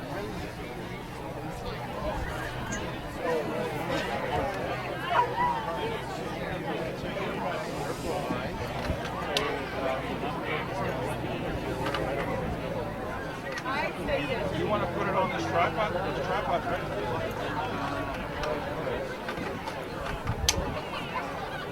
It's not quite CBS. It's just on CBS a few weeks ago. You were? Same kind of thing, just talking over the food bank? Yeah, they were kind of honoring they wanted to interview a farmer who's donated his land for us to grow on for the last few years. Larry, this is Damon. Larry Welsh from the food bank. A little more energy. Okay, no problem. Okay, perfect.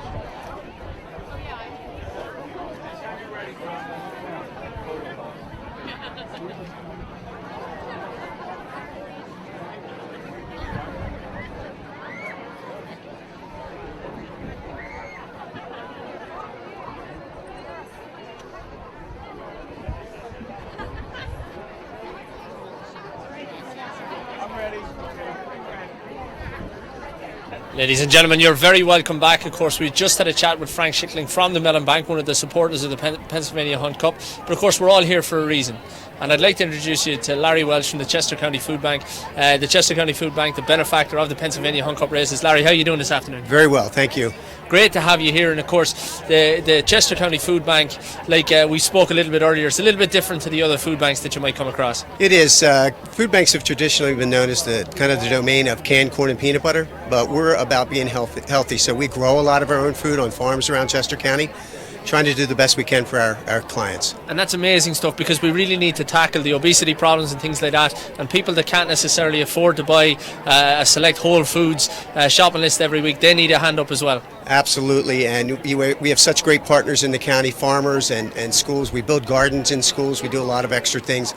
We teach folks about healthy food and nutrition, and it's just about getting them better access to that food. So Larry, I was reading, you can correct this statistic if it's right or wrong, but I was reading that 1 in 8 people in Chester County go hungry and 1 in 5 kids in Chester County go hungry. Absolutely, and in the past 9 years, childhood poverty has risen higher in Chester County than any county around Philadelphia, about 28%. That's incredible stuff, and it's wonderful that the Pennsylvania Hunt Cup can be a vehicle to help you guys out. But of course, the struggle or the relief of that struggle goes on year round. It does. This has been a fantastic event for us. You know, we're all about community partnerships, and the Hunt Cup has been one of the great community partnerships for us.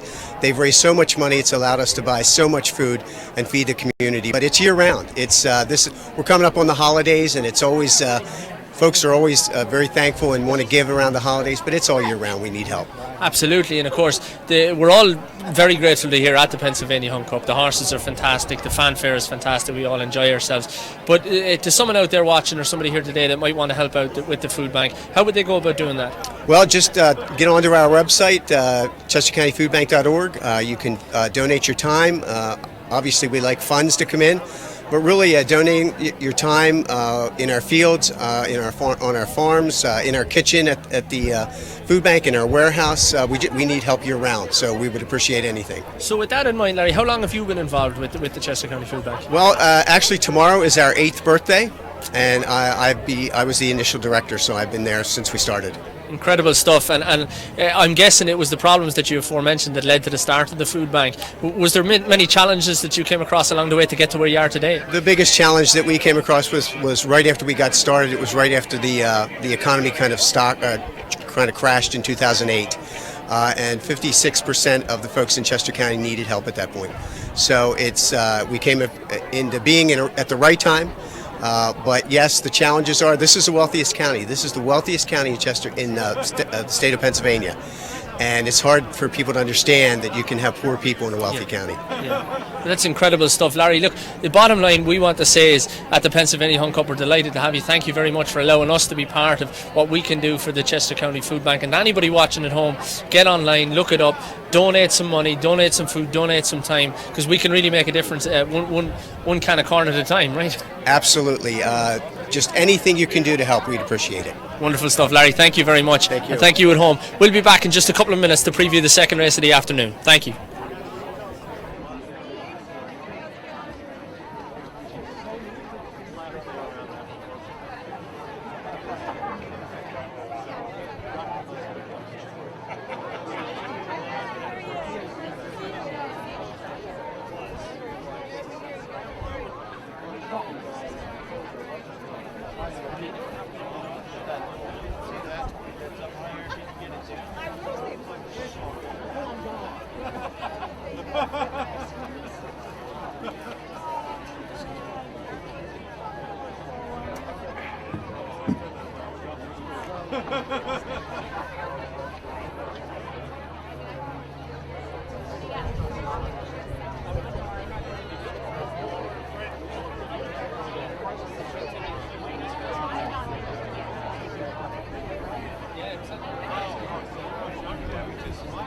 That way, if somebody walks through here, it's not up in the air.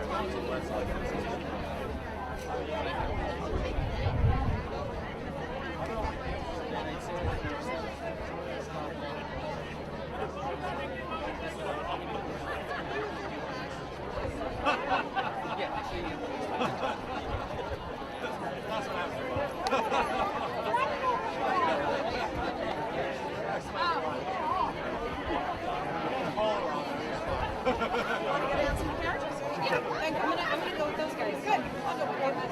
See if the lead is there.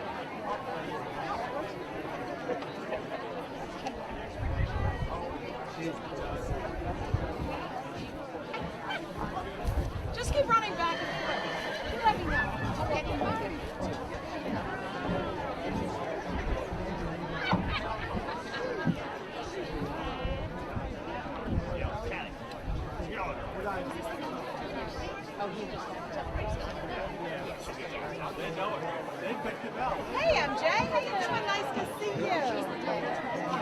Good. This is Norman, Director of Development. MJ. David. Okay, I'm sure we. Okay. Yeah. Do you have a radio? Yeah, right here. Talk to me. Oh, okay. I'm the Director of Finance. Oh, that's great. That's awesome. Yep. Awesome.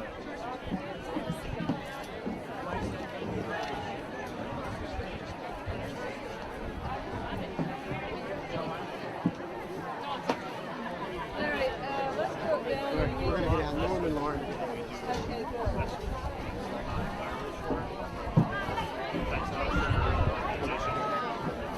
We better go. We gotta go there. Thanks, MJ. Will, this is Anne, this is Alex. She's actually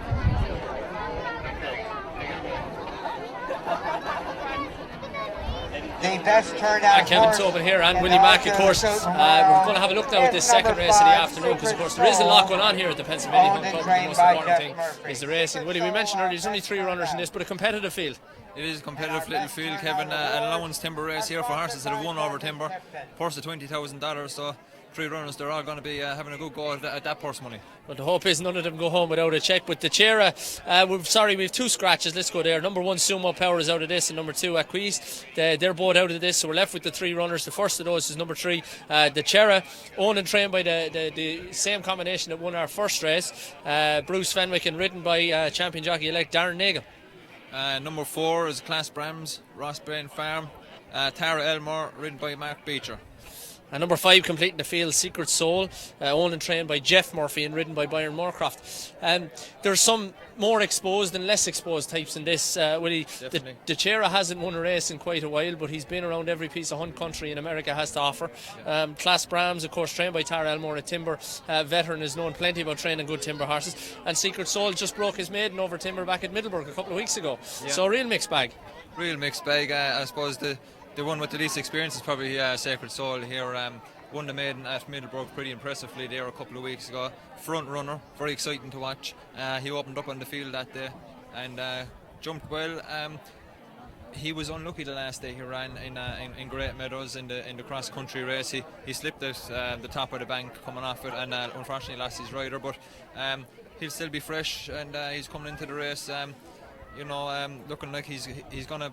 I mean, I think the jumping might be a test for him here, whereas the Chera and Class Brams are fairly experienced timber runners now. So it'll be interesting to see what the Sacred Soul can do on the front here, Kevin. Yeah, because he could turn out. He's got a little bit of age on his side as well. He's not the oldest, he's only 7. Of course, the Chera here is 11 and Class Brahms splits the 2 at 9. But Mark Beecher again, look, every time we're on here we seem to be talking about Mark and the benefit of having him over timber. But look, it just can't be dismissed. No, cannot be dismissed. And interesting to see in this race here, Kevin, that connections of the first race winner Bruce and Mark Beecher are not together in this race, even though they both have entries in the race. So I'm sure Mark would probably have had the choice maybe to ride him, and that would probably be a swinging factor for me. If I was a betting man, I'd probably go with what Mark's choice was there and maybe go for Class Brams, who's a very experienced horse. But it's going to be interesting race to watch, to see if Mark and Darren are going to, let this other horse open up, or whether they're going to try and go chase him. It's just going to be interesting to see how it pans out. Of course, Byron got a bit of a knock there in that last race. Got up, he was great. He's perfectly fit and well to ride in this race. Would that ever affect you as far as a jockey when you got a fall in the race before? It can do, yeah. It can do. I mean, if you're coming, off a fall in the previous race and you're hurting a little bit, sometimes it can be a factor, but you'd like to think that you can put those things behind you, and if you're feeling alright, go ahead and ride a new horse like it's a brand new race. Yeah, and absolutely, and it'd be very interesting to see because, of course, Byron, a new member to the American jumping fraternity, but Mark and Darren, veterans, obviously, look, there'll be no flies on any of them. There'll be plenty capable of making their own mind up. But even though it is only a small race, it is very, very competitive. We see the riders are on their horses now. Again, I'll go back and ask you the same question, Willie. If you could ride any of them, which one would you be getting up on today? Well, I didn't pick the right one in the first.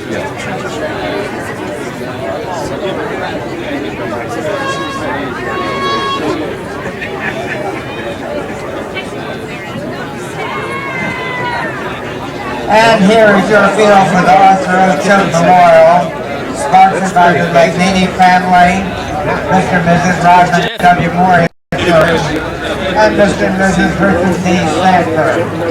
Your field includes number 3, Big Sarah, owned and trained by H. Bruce Fenwick, ridden by Darren Nagel. Number 4 is Class Bronze, belongs to Ross Bryan Farm, trained by Tara Elmore, and ridden by Mark Beecher. And completing our 3-horse field is Secret Soul, owned and trained by Jeff Murphy, ridden by Byron Moorcroft. And that's your field. Again, the best turned out horse in this race was number 5, Secret Soul. Everybody at home watching.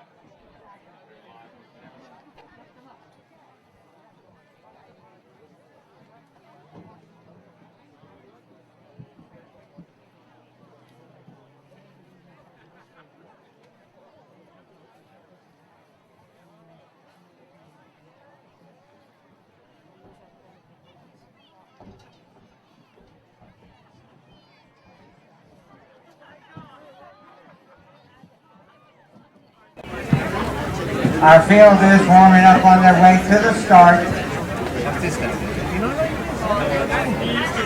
Again, shortly after the start, the horses will go out of sight and they will jump 1 fence out of our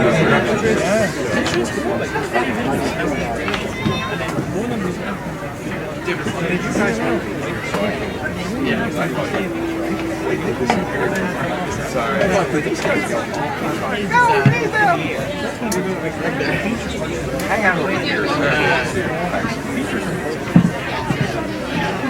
Sorry. Yes, sir.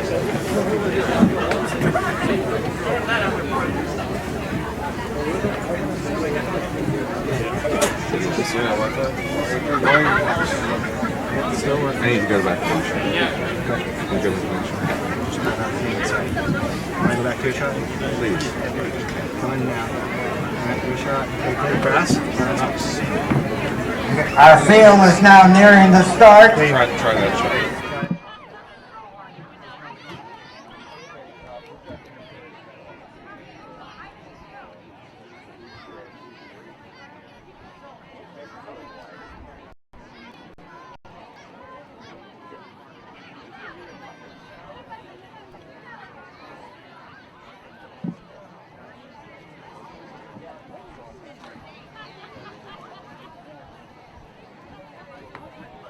Our 3-horse field is under starters' orders.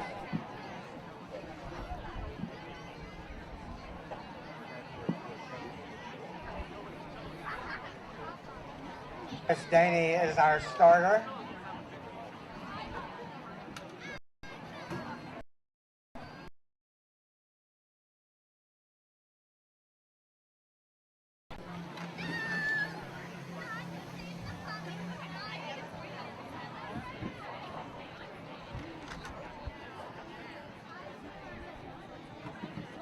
The flag is up.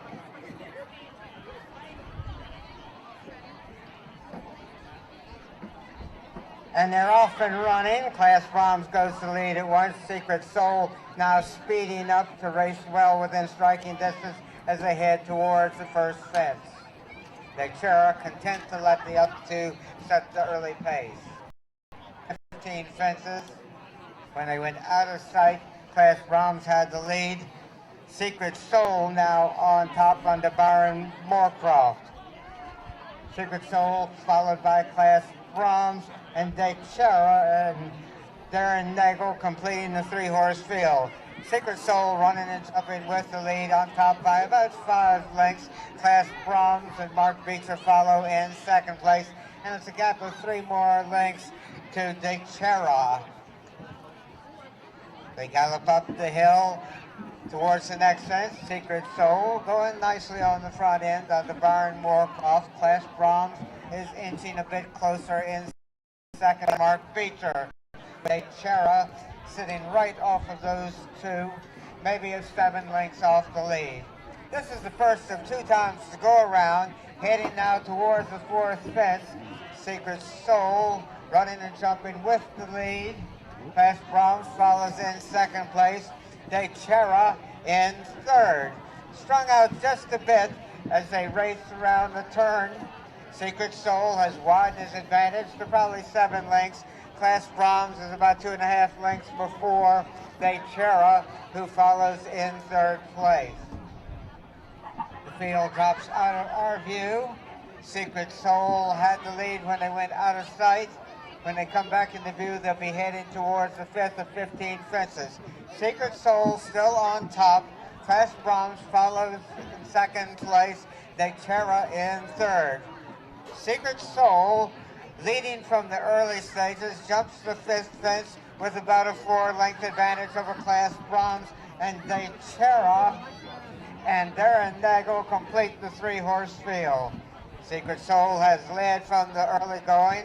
Class Brahms follows in second place as they head towards and over the 6th fence. Secret Soul is followed by Class Brahms and Dechera as they're starting to get strung out just a bit, but they've got a long ways to go. Secret Soul and the Yellow Silks has expanded his lead to about 10 lengths. Class Brahms follows in second place. Dechera is another 2.5 to 3 lengths farther back in third. As the field goes out of our view, Secret Soul on top, Class Brahms in second place, Dechera in third. Still a long ways to go, and anybody's horse race. Secret Soul has dictated the pace most of the way. Class Brahms sitting right off of him with Dechera following in third place. They will be coming back into view shortly. Here they come, Secret Soul on top. Class Brahms and Dechera, they continue that way towards the next. Secret Soul on top, probably by about 10 lengths. Class Brahms follows in second place with Dechera in third under Darren Nagel. Secret Soul and Byron Moorcroft still with the lead. Class Brahms and Mark Beecher follow in second place, and Dechera in third.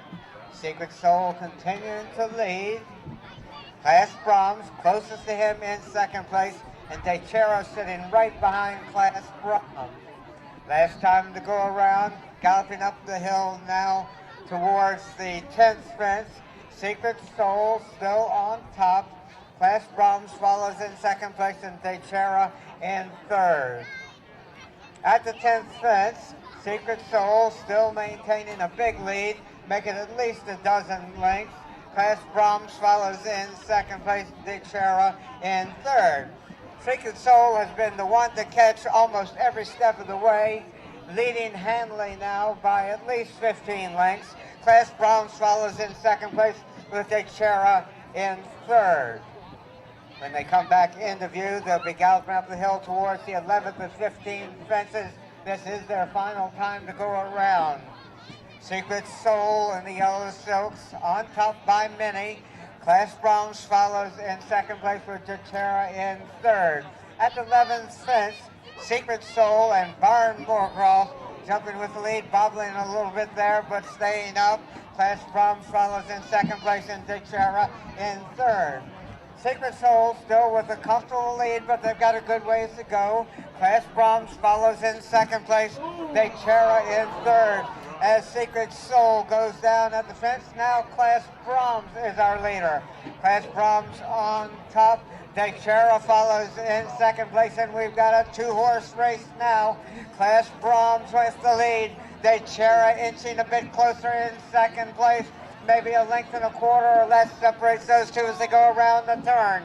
Class Brahms on top by about a length and a half. De Chera following in second place, maybe a length and a half behind the leader. Class Brahms on top as they went out of sight.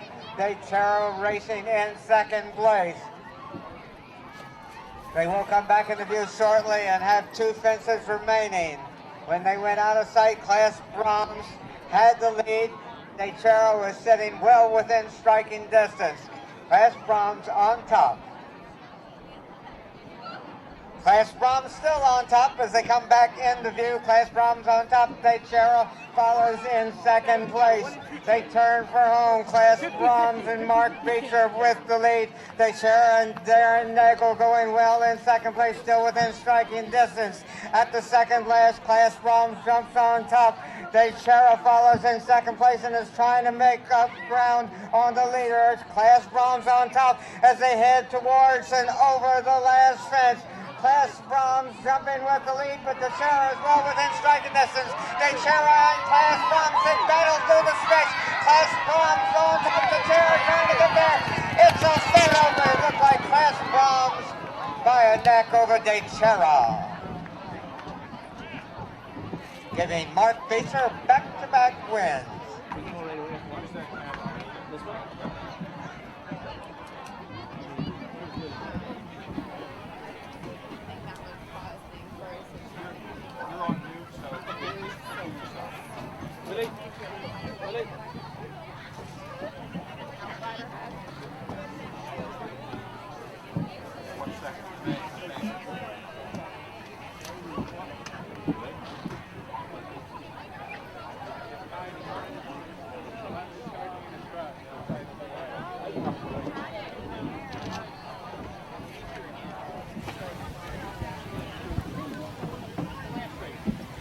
Ladies and gentlemen, that was an incredible second race. I know we'd mentioned in the past that there was only 3 runners in the race. Of course, we lost one, Byron Moorcroft and the horse, both up okay. But Mark Beecher once again gets it done, only by a neck, just crossing the line. Of course, Bruce Fenwick trained the second. Mark Beecher rode the horse before the have a double in the afternoon, and it turned out to be Mark Beecher.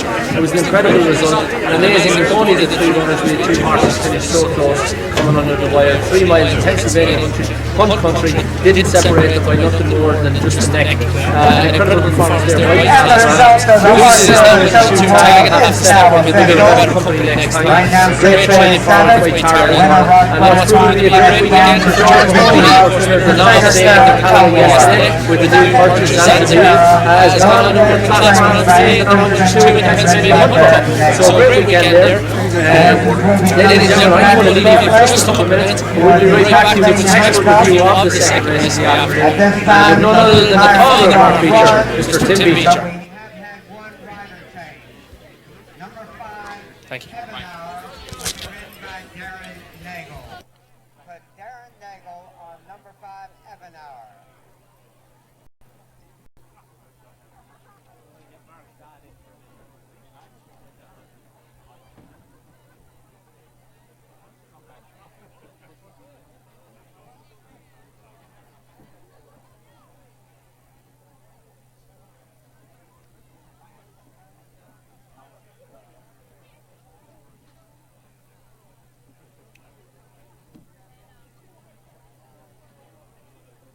Don't forget to stop by the big tent and check out the Jaguars.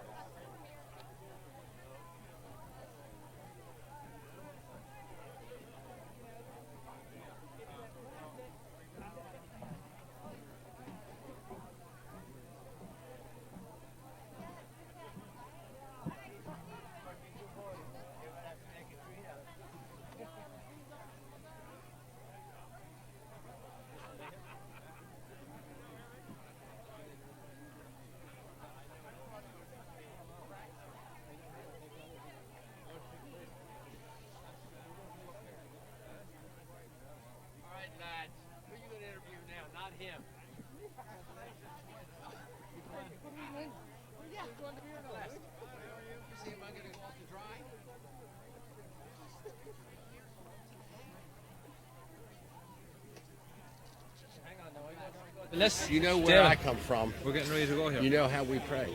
Hey, Georgie, you can't go too far now. In here with me, George Mahoney. Yeah, we'll have to get George in here. The camera's here behind you, George. Let's go. George, we're rolling. We're live. We're live streaming. George Mahoney, talk to me. What a weekend. You had a big winner yesterday with the new purchase. And, of course, non-winners of two with Zanzibar yesterday. And Klaas Brahms gets his nose in front today. Hell of a weekend.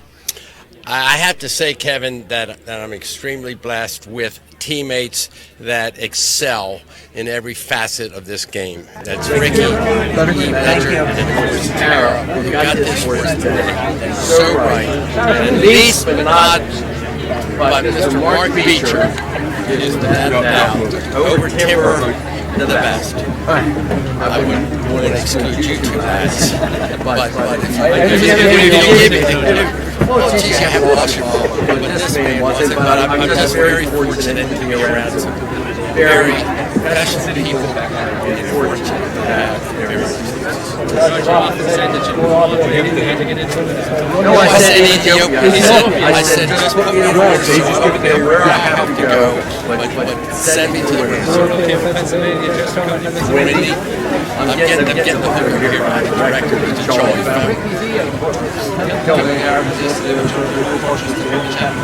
They did.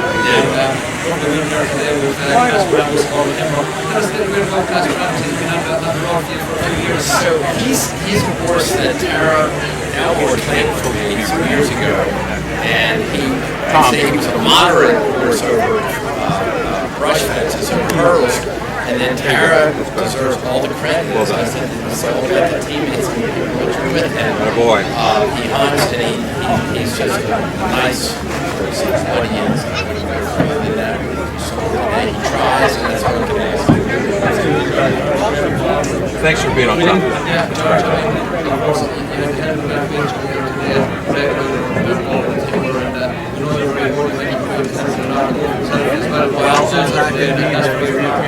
reference to the holiness. We'll switch off probably for right now. I prayed for you and Mark, and I included this guy in the prayers too. Of course, Patty knows, but Mark. Timber to the finest spot because of his background and shows up in Ireland. He's tough to beat with Timber. And you know this yourself. Just oh well. I know he's personally. And have good friends in this world. You're great. George, there's probably no one I was looking forward to interviewing more. You're the best. So listen, enjoy the win. We're 100% Irish is what we are. Good stuff, George. We've just got Timmy Beecher over here. Timmy, we get you in here for a minute. Tim. Ladies and gentlemen, we're joined here by Mr. Tim Beecher. Of course, myself and Willie spent a long time lamenting and glorifying Mark Beecher the last couple of weeks. When he comes here and wins the opening two races, the sire of Mark Beecher is here beside us. Timmy, aside from anything else, before we get into what makes Mark different, it must be immensely proud for yourself and Marion to look on here and see Mark and what he's doing in the United States. The dam is here. And most of it comes from the dam, right? Right. All about the dam. With super pride in the family, Timmy, of course, you're a massive horseman in your family, but Mark is excelling in it. Oh, yeah, I mean, like, you know, there's great gratitude from the simple reason that he's so tall, that he has to leave a rabbit. You know, as he gets so much experience, Talk to us a little bit about that, Timmy, because, of course, jumping is the name of the game in the timber game. Mark had a massive finish in shows over Ireland with the family farm walks all over Europe. Beautiful, thanks. Well, of course, you see, I decided when we were all young that they wanted me to teach them. We had to do it very successfully because I had to make a living. I remember telling Mark one day, if he wasn't interested, we had to prepare somebody. He was very keen. So then, like, if we wanted to have any bit of bread on the table, we had to be very intense, and we were taking on some of the Yeah, Tom, grab me a shot. And you know, a show movie again, the clock is about having a clock in your head, and watching him ride there, like he seems to have that the whole time. Really, of course, you're really as a racer, and as much as the vast majority of it comes from horse, you can see having Mark Beecher in the saddle and doing what he does, he's always with the jab beside you when you're eyes of it. But we're Mark's absolutely he definitely excelled sees the spots great. I mean, towards the end of the race there, when you're all over the race, really ride him into those last fences because he sees the spot and you know, he's making fences, those vital fences and all that way. But great man in the finish last time, he's up against the neck there after the last fence there today, and you know, top of the table this year, but he wasn't good enough there for Mark Beecher today. I say, Timmy, a lot of people would say that the best jockeys or the best riders are the lads that make the fewest mistakes. Was there a time where you had to work that out, Mark, when he was younger? Well, we can't start telling tales out of school. Mark is Mark, that's what I'd always say. And people over here that know him, they know exactly what I say when I say that Mark is Mark. Yeah. One thing about Mark, he was always dedicated, he was always tough, and when we had a class to win and it was his turn to win, he was on the ball. And of course, the big thing also, Timmy, we mentioned your good wife is here also. She wouldn't come on camera now herself, but we knew you'd have a lot of confidence coming on here, and you'd be well able to talk. But I mean, that's something that you know, Paul has as well with the show jumping, and Mark. If you have a bit of confidence, you know, it goes a long way, and the horses definitely feel it. Oh yeah, and I mean the thing about it is, like, if you watch Mark riding a timber race there, he's usually in the first half of the race he's teaching the horse to jump. He's getting the horse to jump, and then his biggest claim to fame, I think, riding to the last fence, I don't want to say this too loud, I suppose I might put a ginks on him, is that he knows how to get a horse back, even going forward, he knows how to get a horse back in his hooks.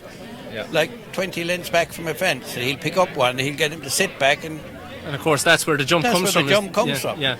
And then if he's had a smooth run through the race and he's been popping the way he likes it, as you well know, I mean, the horse is confident to take him on at the last fence.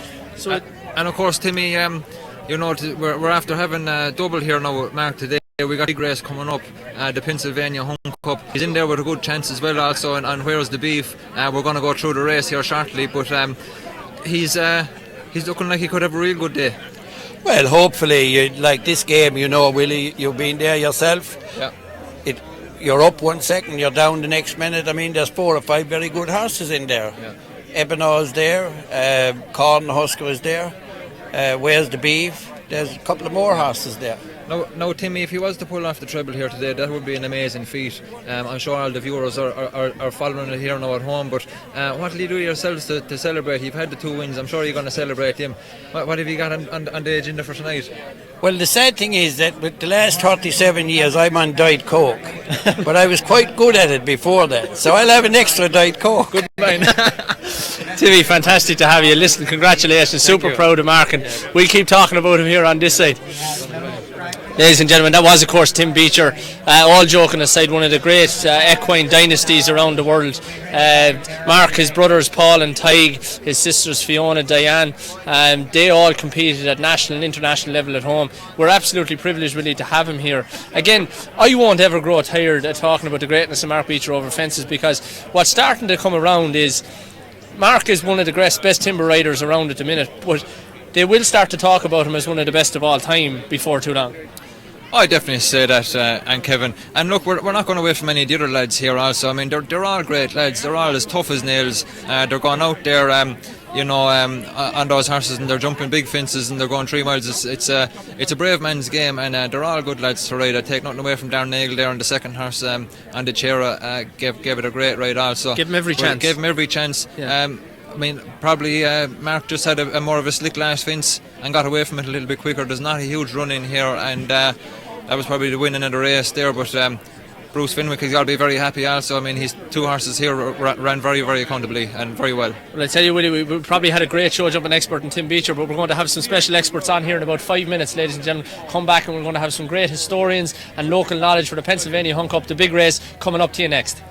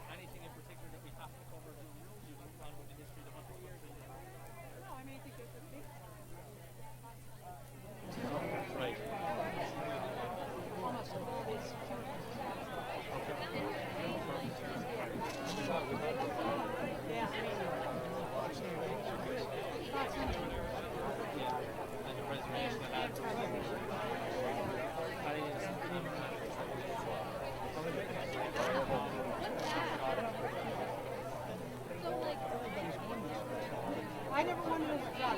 Won it twice straight. Terrifying. Lily, did you win it?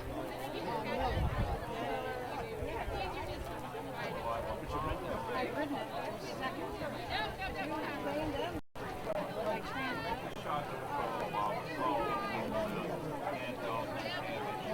Whenever you're ready, no?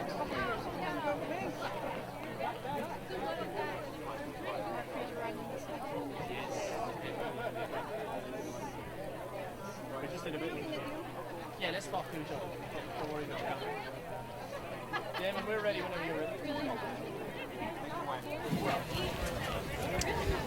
Ladies and gentlemen, we promised you a treat, and a treat we've got for you right here. I'm gathered here by some of Pennsylvania's Hunt Cups experts extraordinaire. Everyone in this group, apart from myself, has ridden in the race. Everybody to my right has won it multiple times. And let me introduce you. Just to my left here, we've Sanna Nielsen. Right next to me, we've Paddy Nielsen. And just on Paddy's right, we've Anne Moran. Of course, Anne, a big part of the Pennsylvania Hunt Cup happening today. And the lad to my left, who you know very well, is Willie Mack. We're going to have a little chat basically about the history of the Pennsylvania Hunt Cup, the hunting that goes on around here, and the connection between the Pennsylvania Hunt Cup and the hunting. But I want to start with you, Paddy, because we talk about history and we talk about why the race is the way it is today. But this race started in 1921, and it's made it all the way here as a massively successful event. What can you tell us about it? Well, it started in 1921 by a bunch of sportsmen who lived in the White Marsh, Plymouth meeting area, which is just southeast of the Pennsylvania Turnpike, between Chestnut Hill and the Pennsylvania Turnpike. But they ran there from 21 to 1948. Then it lay fallow from 48 to 1964. And then it was restarted up by a group of really young amateur riders, to include Barclay Tagg, who later went on to win the Kentucky Derby, and he was a very successful steeplechase jockey. And Russell Jones and Richie Jones and Marshall Jenney and me and Jock and Buzzy Hannum. There were a bunch of people that got fired up about the timber race again. It was such a good race to have it live fallow. So it started in 64 and it's been run here ever since. Very exciting. And it's massive. And of course, you talk about passing it on to people that are excited and just over your right shoulder. And of course, you're one of the drivers of it right now. Well, my husband and I, Michael and I, now we took it on maybe about 10 years ago.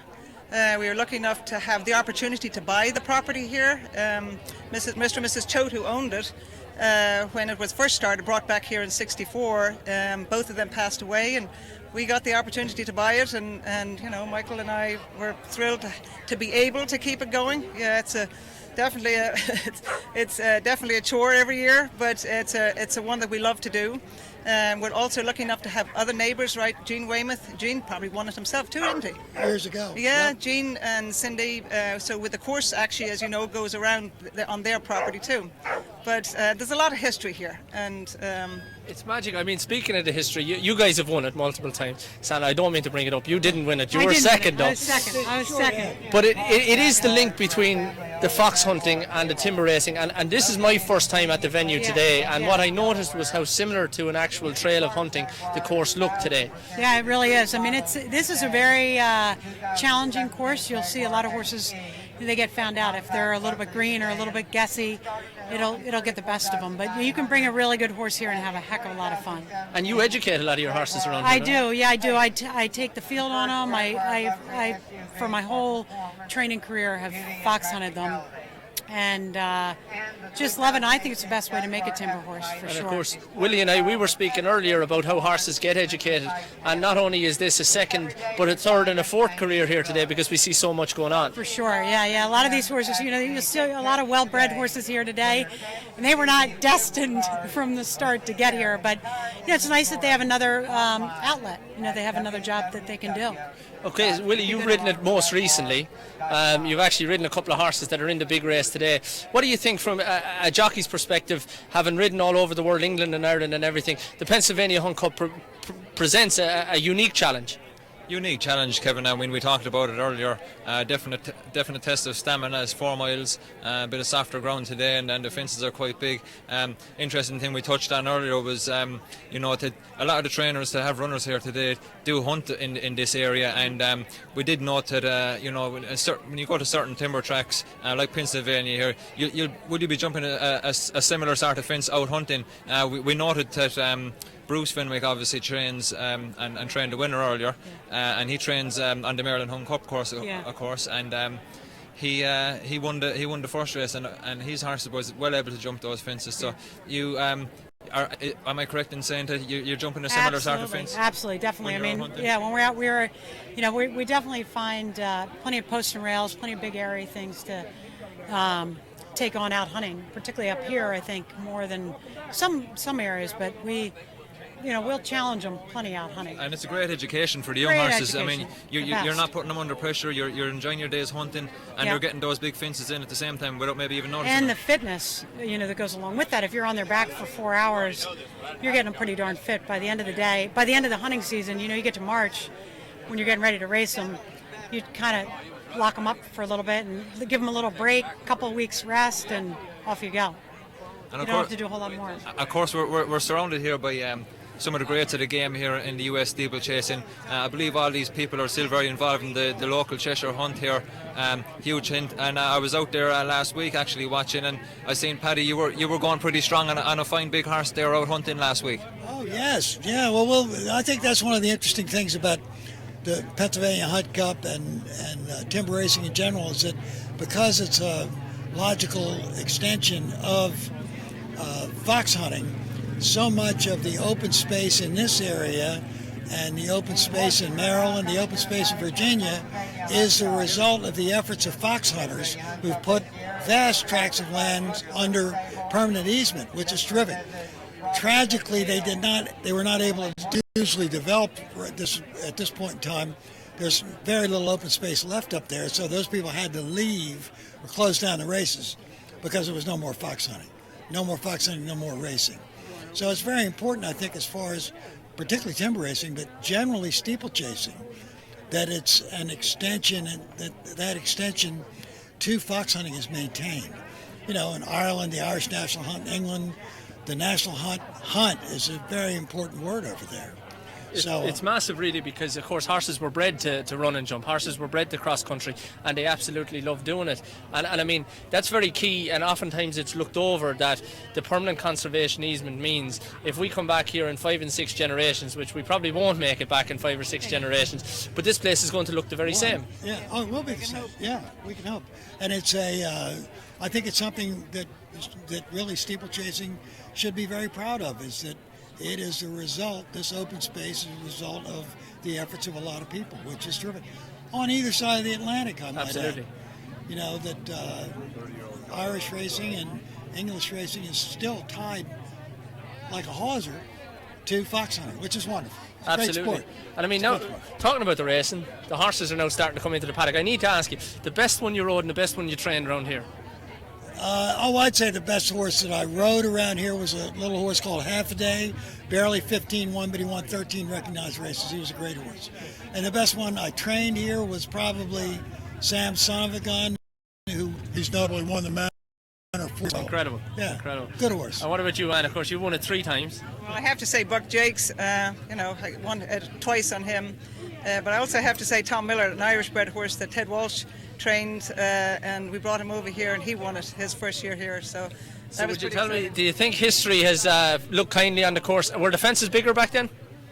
Oh no, I think I think they were way bigger then. Yeah. No. Listen. We measure the fences every year. They are exactly what they're supposed to be. I promise you. They were much bigger in my day, Anne. They were much bigger in my day. But of course, I was looking down through the records, and Charlie Fenwick. Again, we've spoken about Charlie before. Charlie nearly won it 6 times. Of course, he just got beat. Now I'm blaming him for it, that he just got beat. Yeah. But there's been some incredible horses across the country here, and some incredible riders and great history have been across here. As we look, I suppose, to a new chapter in the Pennsylvania Hunt Cup with today's horses that are running. I think we've 5 going to post. Is that right, Willie? We've 5 going to post. Yes, 5 going to post for this, Kevin. That's right. The horses are in the paddock, of course, guys. We're going to keep you around because we're going to use your expertise on what's coming up. There is a change of rider that Darren Nagel takes over on Ebonor, the 5-horse here, because Gus Dahl, although perfectly healthy, is a little bit sore after his fall this morning. Willie, I'm going to go to you for Where's the Beef, because he's a horse you have a great affection for. He's again the mount of Mark Beecher. Probably get a great chance here. Won at Siobhan Downs, then came back and won at Far Hills recently. This would culminate a hell of a fall season for him. Yeah, Kevin, horse is coming in here with a lot of confidence, and of course he's got the services of Mark Beecher looking for a treble today. He's had a very nice win at Far Hills, very impressed with that. Obviously he's going to go a lot further today, over 4 miles, softer ground. Yeah. So it'll be an interesting race to see how it plays out. Absolutely, and of course I go right back to you because you've ridden Hot Rise to win an International Gold Cup, trained by Russell Haynes, owned by Halston Hall, Sean McDermott in the plate. Would this track suit him, do you think? It would suit him very much so, and if the old Hot Rise showed up, he could do anything here today. Jumps very well, very good over a big fence, likes the soft ground, and if Russell Haynes has him back to anywhere near his best, he'd be putting up a good show today. And Santa Cornhusker's the number 3. Alicia Murphy, a compatriot of yours, a female trainer, a hell of a trainer over timber. Yeah, great trainer. Although Mark Beecher's won on Cornhusker before, he won't be lacking from Kieran Norris today. No, he won't be lacking. He'll be fine with Kieran Norris. And from what you know of Cornhusker, what do you think of today? Would it suit him? I think it'll suit him well enough. I think, to be truthful, I prefer Where's the Beef for Ebonor, but I have all the respect in the world for Alicia. She knows how to get him right, and she'll have him ready. But she wouldn't be here just for the goodness of her health. But I must ask you, as a trainer, I'll ask you too, Paddy, Where's the Beef? He's had a busy kind of a fall. Would it worry you coming here today? You know, I think Ivan does a great job, and I think that if Ivan had any doubts in his mind that he was getting a little over the top, he wouldn't have brought him here. He could have easily put him away. Of course, Anna, that's interesting. We mentioned there, because we just talked briefly there about horses hunting in local countryside. Yeah. Ivan trains right down here and hunts with the Cheshire Hunt. So Where's the Beef? Would he have jumped some similar fences to he these? was out he hasn't been out this fall, but he was out all last year hunting with us, and so he'll definitely be coming in here with some experience then today. Oh yeah, he'll have plenty of experience. And he looks like he's figured his jumping out nicely. You know, he's a big dude, but he's ironed it out. Yeah, and I know we've talked about, we've lamented Mark Beecher all afternoon, but the fact was you pointed out at Siobhan Downs that he had actually gotten off another horse to ride Where's the Beef, so he's a hell of a judge as well, and he probably could have ridden as many of these as he wanted to. But Paddy, Sumo Power, the 4-horse, he was entered in the second race. Joe Davies, a hell of a timber trainer as well, a winner of multiple Hunt Cups. Well, my feeling about Sumo Powers, I'm not sure that he's done as much, certainly, as Where's the Beef, as the other horses done. Long to say, but Joe Davies has gotten the genie out of the bottle before a number of different occasions. So he'll get a good ride, and if he handles the course and likes the ground, I think he could run very well. And of course, Ebenauer makes up the field. Ebenauer was Timber Horse of the Year last year, comes in here today. Nobody would be surprised. He hasn't won as many races as we might have thought coming into the year, but nobody would be surprised if he was to put his neck in front. And I must ask, out of the 5 horses, again, it's only a small field, but hell of a competitive field. If there was one you could come back and try and win your 4th Pennsylvania Hunt Cup, who'd you think you'd be getting on? I'd have to pick the hometown favourite now here today with Ivan. Ivan was huntsman here for years, and Stan and I have worked with him for many years. He's a great young man. He's taken on his first year training, and this would be amazing for him if he could pull this off. So I got to go with Where's the Beef. And if you could give any advice to any of the riders coming out here that haven't won the race, what would you tell them to ride it a little bit different than maybe they have in the past? Don't ask for the big one. Take what you get from one side to the other, isn't that right? Take your time. Well, listen, guys, thank you very, very much for joining us. It was fabulous to talk to you, talk a little bit about, as I said, the local experts. It's a magical day here at the Pennsylvania Hunt Cup. It has more than just horse racing. It's great to the community. It gives back wonderful resources back to the Cheshire Food Bank. Of course, you were talking about the permanent conservation easement here, the future of steeplechase racing, the future of fox hunting, the careers for horses, and the entertainment that just goes on. So it's absolutely fabulous to be joined by you guys who are part and parcel of what is the Pennsylvania Hunt Cup. Of course, myself are after to be here to do what we do, and of course the riders are just about to get on the horses now, so we'll say with about 5 minutes left before the start of the big race this afternoon, we'll talk to you right afterwards. Best of luck to everybody involved. You good? Well done.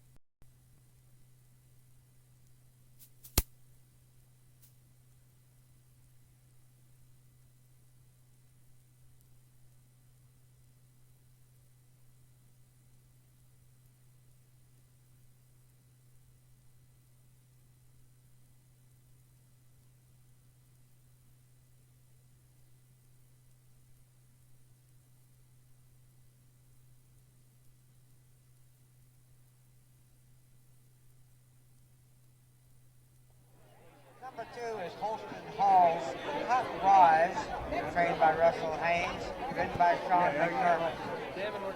Number 3 is Armada Stables Cornhusker, trained by Alicia Murphy and ridden by Karen Norris. Number 4 is Blythe Miller Davies and Charles Noel Sumo Power, trained by joined by William Dowling here. We're just going to, or William Dowling rather, Willie Mack. But we're just about to go through the card here, ladies and gentlemen, for the big race. Willie, the number 1. Number 1 is Where's the Beef? Welcome Here Farm, locally owned and trained also by Ivan Dowling here, and is ridden by Mark Beecher. Number 2, Hot Rise, trained by Russell Haynes, owned by Holston Hall and ridden by Sean McDermott. Number 3 is Armada Stables Cornhusker, ridden by Alicia Murphy and trained by Alicia Murphy and ridden by Kieran Norris, former champion. Number 4 is Sumo Power, trained by Joe Davies, owned by his wife Blythe Miller Davis and Charlie Noel. Graham Waters in the plate. Number 5 is Irv Naylor's Ebenauer, trained by Cyril Murphy, and Gus Dahl is replaced by Darren Nagel here. Wonderful figure going to post for the big race of the afternoon. 5 horses in total. Willie, have your pick of them? Yeah, I mean, Kevin, I'm going to have to go for Where's the Beef. The horse is coming in here with a lot of confidence off 2 nice wins. He won at Shawan earlier in the autumn and had a nice win at Far Hills in the big stake timber race up there. I can't really look past him. If Hot Rise shows up, I mean, to what he was before, he'll be thereabouts. He'll like the soft ground. He likes the big fences. Cornhusker for me. I mean, I know Alicia's going to have him spot on here for today, but for me, I think he wants a maybe firmer ground. He won down in Nashville during the spring, and of course that's quicker ground down there. But yeah, I mean, my heart is telling me where's the beef, and I like the way he's coming into the race. Well, you'd have to, and I think the way the day has gone, we'd be silly to look past whatever mark is after taken. But if any horse was to come and challenge him for class and the ability to jump timber around the countryside, it'd have to be the number 5 Ebenor, wouldn't it? Yeah, Ebenor Kevin, of course, is a class horse over timber, Gold Cup winner last year. I have to admit, I've been disappointed with him this autumn. You know, he just kind of hasn't shown what he did show last year.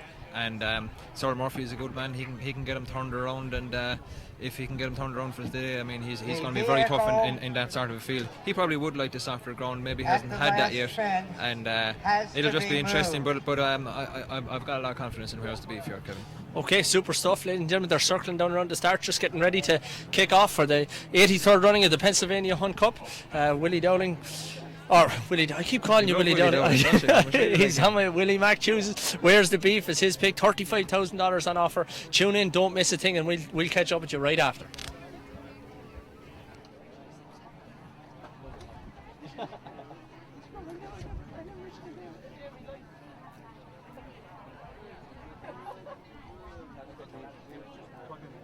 There is a Ford SUV parked at the last fence. This vehicle has to be removed from the course. Good boy. Good job.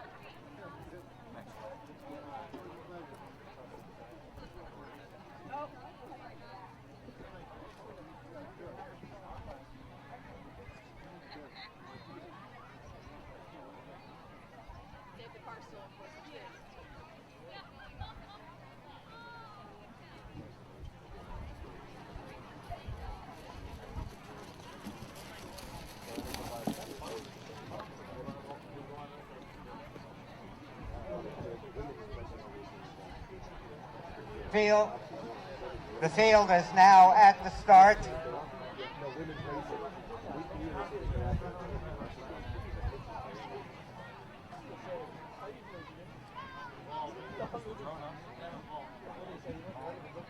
Chris Daney will line them up shortly, and they'll be off and running.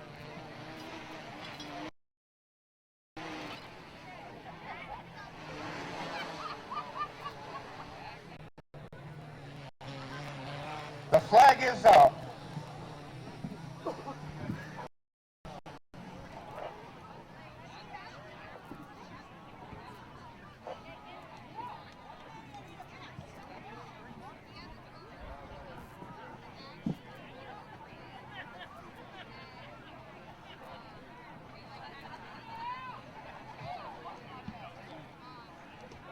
The field is lining up across the course. The flag is up.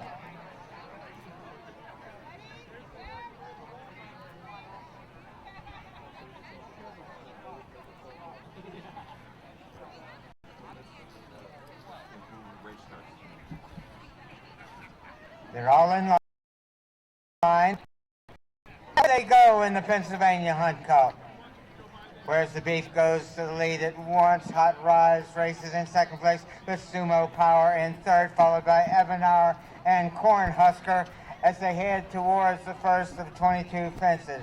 Where's the Beef and Mark Beecher setting the pace. Hot Rise follows in second place with Sumo Power driving back with his Cornhusker take up as they gallop up towards the third fence. Where's the Beef is followed by Hot Rise, Sumo Power on the outside of Cornhusker, and Ebenor completes the field in the early stages of the 4-mile Pennsylvania Hunt Cup. Where's the Beef and Mark Beecher are setting the pace. They've got about an 8-length lead.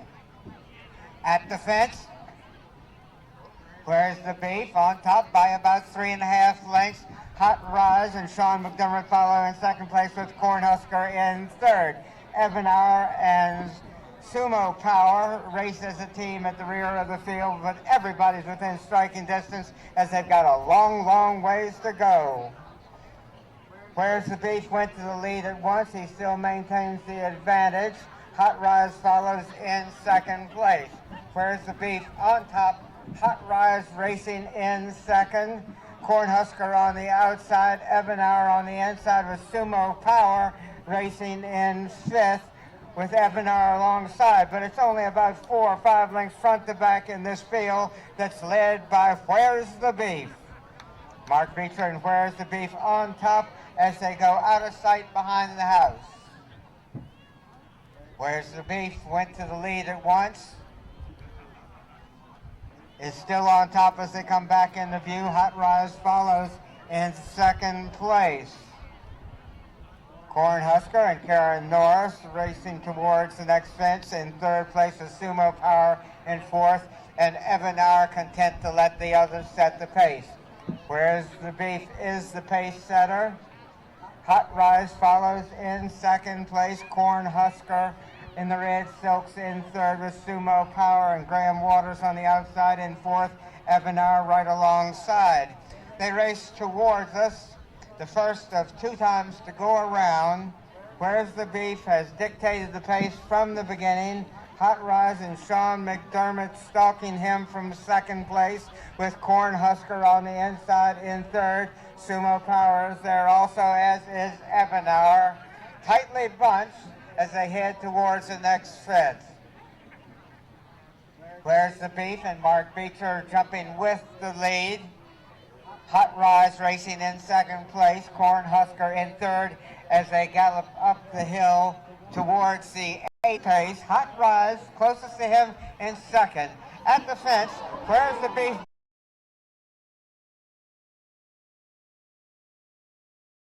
there also. Over the next one, Where's the Beef and Mark Beecher now on top by maybe about 2.5 lengths. Cornhusker taking over second place with Hot Rise on the outside in third.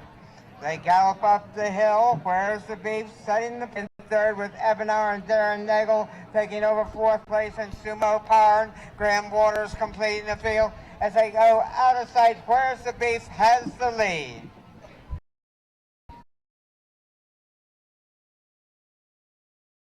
Where's the Beef has the lead. Cornhusker follows in second place with Hot Rise right alongside. Evanauer on the inside of Sumo Power. It's only about 4.5 to 5 lengths front to back. Where's the Beef has led throughout. Hot Rise moving up alongside him at the fence with Cornhusker jumping in third. Sumo Power on the outside in fourth, and Evanauer completing the field.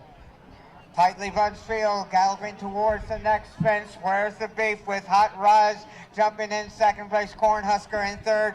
Evanauer is taking over fourth place as Sumo Power has dropped back to fifth, but only about 7 or 8 lengths off the lead. Where's the Beef has led from the beginning, still maintains about a 3-length advantage over Hot Rise and Cornhusker on the inside. Evanauer is there also, and Sumo Power heading towards and over the 13th fence. Where's the Beef is the one to catch. Hot Rise races closest to him on the outside, and moving up on the inside is Cornhusker and Karen Norris vying for second with Evanauer sitting right behind those three, and Sumo Power has moved up alongside Evanauer. They race away from us with Where's the Beef on top. Hot Rise in the red silks on the outside, Cornhusker on the inside as they head towards and over the next fence. Where's the Beef? Cornhusker has taken over second place, but Hot Rise is coming back a bit on the outside to take over third. Evanauer sitting right behind those three, racing in fourth place, and Sumo Power in fifth. Where's the Beef had the lead when they went out of on top by 3.5 to 4 lengths as they race towards the next fence. Hot Rise regaining second place with Cornhusker right off of him in third. Ebenauer and Darren Nagel with a good spot on the inside in fourth. And Sumo Power and Graham Waters have come back again on the outside to join Ebenauer. Racing towards us, Where's the Beef and Mark Beecher, where they've been from the drop of the flag.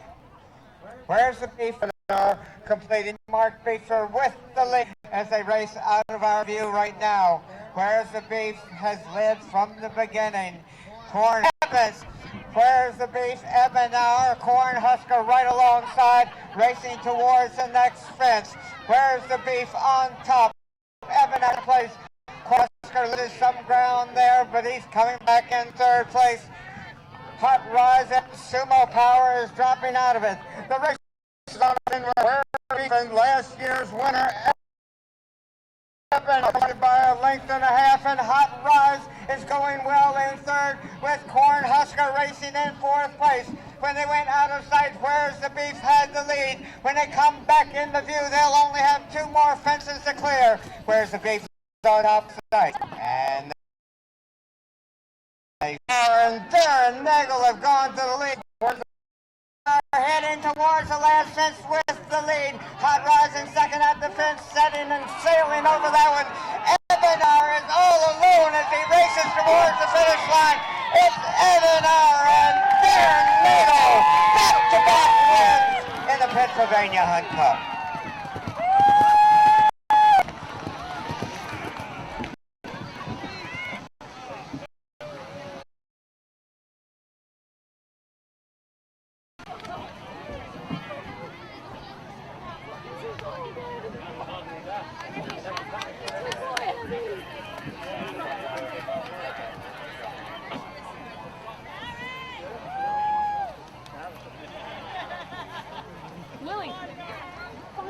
The running time, 9 minutes, 20 seconds. The unofficial order of finish. Number 5, Ebenauer, was your winner. Number 2, Hot Rise was second. Number 3, 1 was third. And number 3, Cornhusker was fourth.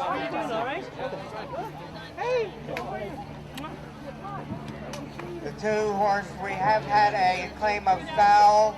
The 2-horse, Hot Rise against the winner. This is not official. There has been a claim of foul. Ladies and gentlemen, we're back here now just to review an exceptional Pennsylvania Hunt Cup. The result is not official. There has been a claim of foul from the second horse on the winner. But let's not jump the gun here, but that could have been Darren Nagel's 100th winner of his career and massive in the Jockeys Championship today. But Ebenauer was absolute class there. Regardless of the official result, he was absolute class. Yeah, we said beforehand, Kevin, I mean, if he showed up to his best form, if Sir Murphy could get him turned around, he'd be hard horse to beat in this race today. And yes, he was very impressive. Darren gave him a great ride. Fair play to Sir Murphy, got him turned around for the race today, and a great win for a big steeplechase owner, Orvin Naylor. Absolutely. I mean, they turned in from the second last. They were in the 3 best horses in the race. Where's the Beef, Ebenauer and Hot Rise were the 3 of them were really taking it to them. But I mean, from the last to the line, Ebenauer really stretched clear and was a very comfortable winner in the end. He was, he was a class horse on the flat when he was younger, so he had that turn of speed after the last jump there, Kevin. But Hot Rise ran a great race in second. He's an old-timer. Good on Russell Haynes there. He got him back to somewhat near his best there. We did say beforehand that he would like to test the stamina, and that showed there today. And of course, we do have a claim of foul here now, Kevin, so we can't obviously give the results just yet. But just one thing I wanted to mention there, Kevin, watching that race, the overhead camera shot.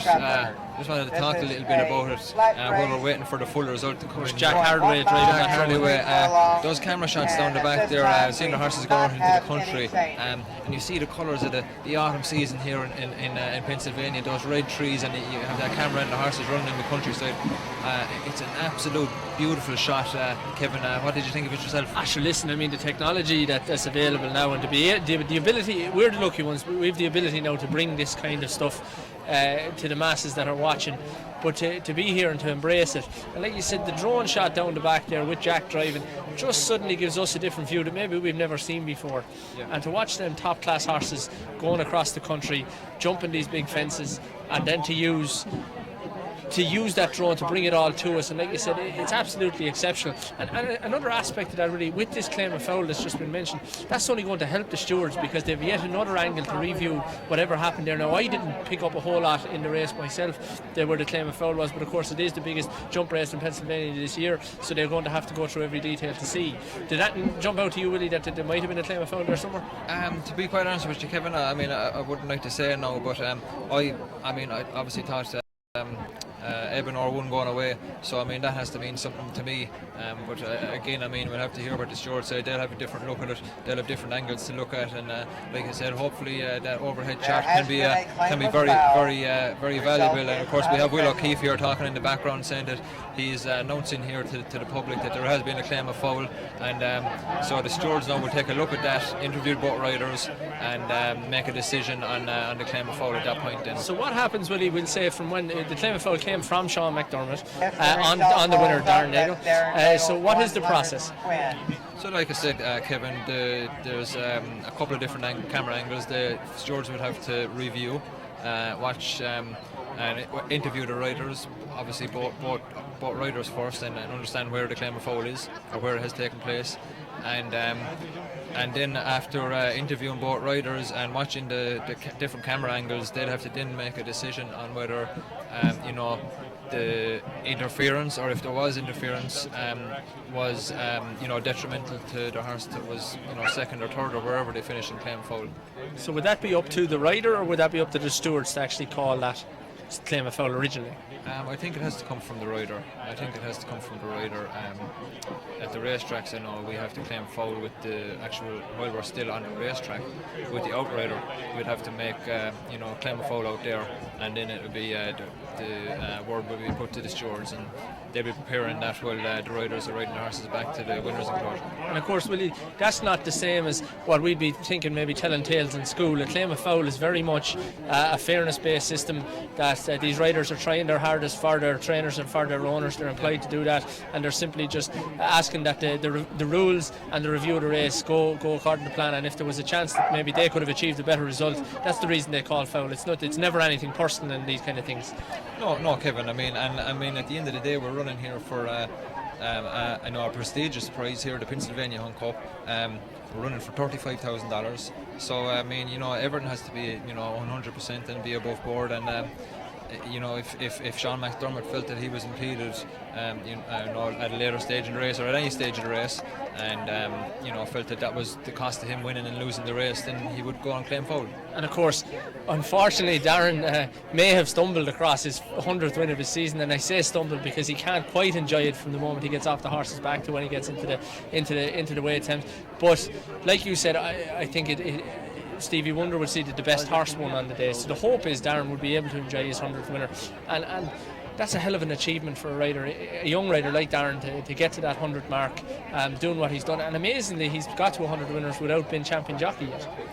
Yeah, and I mean, I think it's a huge moment we're experiencing here. The stewards are taking their time looking at this now, and this could be the winning and losing of a championship also for Darren Nagel. I mean, their decision on this, taking that winner off him or letting them have it, could mean a championship. Absolutely. So Sean McDermott was the second. It's a huge moment here now that we're waiting for the result. The crowd has gone very quiet here at the moment, Kevin. They're waiting for that result to come in. Will O'Keefe is holding his microphone upstairs here. He's getting ready to hopefully give us a result here fairly soon. But it's a huge moment here now, and it could be depending on 2017 for Darren Nagel's championship. Incredible stuff here, and I'm delighted to be able to bring you these scenes. But really, for people that have never been in a stewards inquiry, and I'm not suggesting you've been in too many, but I'm sure you've been in a couple, is it a case of being able to sell your case, or is it just an evidence-based kind of a thing that goes on up there with the stewards? It's I mean, you have to obviously make it very, explain it as best you can what the interference was, at what point of the race it happened, and you have to say that that I would have won that race if that didn't happen, and that's why I'm claiming foul. So I mean, so this the stewards' decision. Then after there's a group of 4 or 5 stewards here. I should just see they're talking to some of the riders here at the moment, and they'll make a group decision to whether it was the winning and losing the race. Amazingly tense scenes, but let's look back to a little bit on the race. Willie, where's the beef? Of course, the emotional and local selection here finished third, ran a very credible race. Would it be a case of end of a long season, end of a hard season, or maybe just outclassed on the day? What was your initial thoughts on that? I was very happy with him, Kevin. I thought he jumped very well. These are the biggest fences he's jumped. He made a mistake mid-race actually, and quite a bad mistake, and it was just interesting to see how Mark was able to keep his confidence. I mean, the horse could have totally lost his confidence at that point in the race, and you've still got a long way to go, so that was very important, that Mark got his confidence back ASAP, and I see the horse did jump well after that. It's probably the end of a long season, Kevin. He's had a couple of wins. He was ready early in the autumn, but I mean, he was, what we can't forget here is he's running against these very, very seasoned steeplechase timber horses here. He's a maiden winner here just a few weeks ago, so I think what he has achieved today was quite admirable. Going 4 miles, completing the course over a big fence, and we'll be looking forward to seeing what he can do, because he's got a few years left. Of course, he won the other week at Far Hills, the allowance race at Far Hills, which would probably reflect a Gold Cup course a little more than it would a Hunt Cup course. The difference being the Gold Cup is sharper, quicker, oftentimes on quicker ground, less undulating. Maybe he might shape into more of a Gold Cup horse, and of course, a horse that didn't run today, Doxy Boo, trained by Jack Fisher, has come on this year, and there could be a real to and fro in the Gold Cup ranks next year. If all goes to plan in the spring, we could have a Where's the Beef versus Doxy Boo, and of course you've ridden both of those. It'll be very interesting to see for timber racing next spring. Very exciting, Kevin. We've got a bunch of very, very exciting timber horses in the country. Of course, timber racing is loved here in the United States, and it's a spectacle to watch. Like we said, we had great pictures of the overhead shot there, watching those horses running in the countryside and jumping those big fences. It's a spectacle, and you mentioned Doxy Boo there. Of course, he's a very exciting prospect for next year also, winning the International Gold Cup last week for won by Charlie Fenwick. But Kevin, what we didn't mention today was that that there is a $100,000 bonus on offer here today for that Pennsylvania Hunt Cup for a connection with a race that was ran in the spring. Of course, Doxy Boo was the horse that was in line to possibly win that. Didn't come here today. He didn't come here today. They took the decision to run him in the International Gold Cup down in Great Meadows over a slightly smaller type of fence. It was the horse's first season over timber, and they felt that it was going forward that it was going to be the best thing for them to do to keep them maybe away from that really big timber until maybe next spring. And of course, once again emphasising the importance of the horse. The claim of foul. We're about to get the result, ladies and gentlemen. Pennsylvania Hunt Cup. What's the right word? Is not taken down. There is no change in the order. No change in the result. Darren Nagel nails his 100th winner. He's now 3 winners clear with only 1 weekend left. So no change in the result there. From what I saw, really probably justified, but delighted for Darren. We may or may not get a word with him now after riding his 100th winner, but I'm sure they'll be out here for the celebrations, for the pictures. But you'd have to be delighted. A comrade of yours, a colleague of yours, Darren Nagel, 100 winners on the board, Pennsylvania Hunt Cup. And I'd have to give a big mention to Irv Naylor, a massive supporter of the game, Cyril Murphy, a massive supporter of the game. To come here and win this would be massive for everyone concerned. Yeah, Kevin, I just can kind of feel what's going through Darren's feelings at the moment. I mean, that win with the stewards' inquiry and everything puts him pretty comfortably ahead now. 3 winners ahead going into next Sean will have to have 4 winners next weekend. The ball is really in his court now, so I mean that's got to be a huge relief for him. Of course, he's an emotionless man. We call him the Iceman in the weigh room. Darren doesn't show too much emotion. Pretty cool customer. Thought he gave that horse a fantastic ride there. We didn't want to talk too much about the race. While the stewards' inquiry was going on, but Darren, fair play to him. I mean, he got the horses jumping confidently early and gave him a nice patient ride. Waited, and at the end of that 4 miles, I mean, he had enough in reserve to have a nice kick there after the last fence, Kevin. What's massive, William, we haven't touched on yet, but we'll talk about it now briefly, is you'd have to feel a little bit for Gus Dahl. Of course, this was a spare ride for Darren. He only got maybe 2 hours ago. Gus had a fall in the first race. He's okay, he's healthy. We've been talking to him this afternoon. Very sore after his fall, so decided it was best for the horse to step down. But a word for Gus. Unlucky for Gus today. Got the fall earlier and decided that he wasn't, feeling 100%, and decided to take off his ride on Ebenor. But your heart has to go out to him, because he has had a great association with Ebenor. He'll be very glad for Darren. Darren is a good friend of his. But that just goes to show, Darren Nagel there today picking up that ride 2 hours beforehand, and because if he had a ride in the race, he wouldn't have been able to get on that horse. He wouldn't have been able to get on that horse, and that goes to show, what he's been doing this season, and he's been riding great winners and been riding very well. To pick up a ride in a big race on a big day, very close to the race, and analyse it so quickly and go out there and ride that horse with confidence, it's just testament to what he's done this year. And lastly, Willie, on what that, he deserves is he deserves a champion. But lastly, he's been going to be champion jockey without a big stable attached to him. He's freelanced this whole year, so today is almost the epitome of that. As the light drops on us before the last race of the afternoon, the fact that he only picked up that spare, because that's what he's been doing all year. It's a great achievement, Kevin, and to ride 100 winners as well, is a huge landmark also in a rider's career. But Darren, I mean, he's a great athlete, a great rider, rides with a lot of confidence, and he deserves the championship this year. Wonderful stuff, ladies and gentlemen. We'll let you go here. We'll be back in a couple of minutes just to preview the last race of the afternoon. The flat race going 1.5 miles here at the Pennsylvania Hunt Cup. We've had a wonderful day so far, some wonderful racing, and undoubtedly it's going to culminate with this flat race. We'll be back to you in about 3 minutes.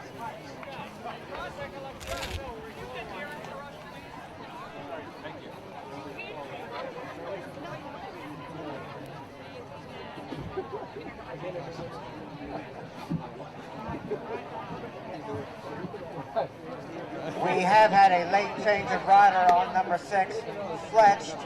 It'll be Eric Horace.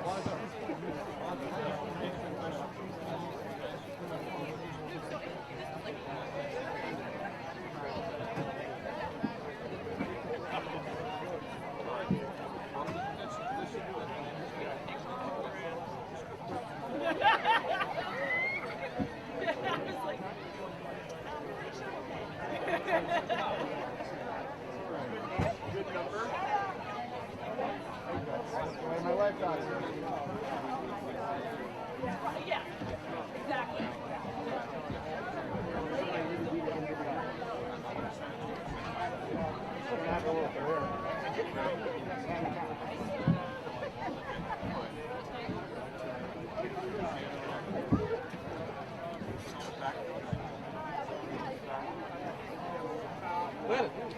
Well, all run here? All run. All run. Thank you.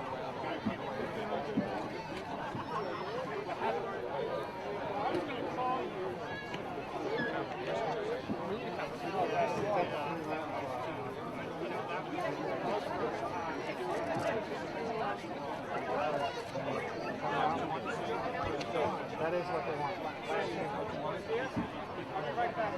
That's what they want.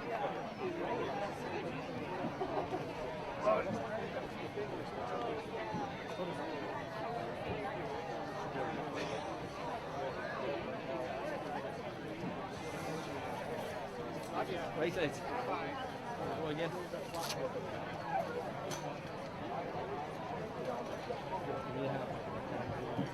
Really, you're doing what? You're doing two.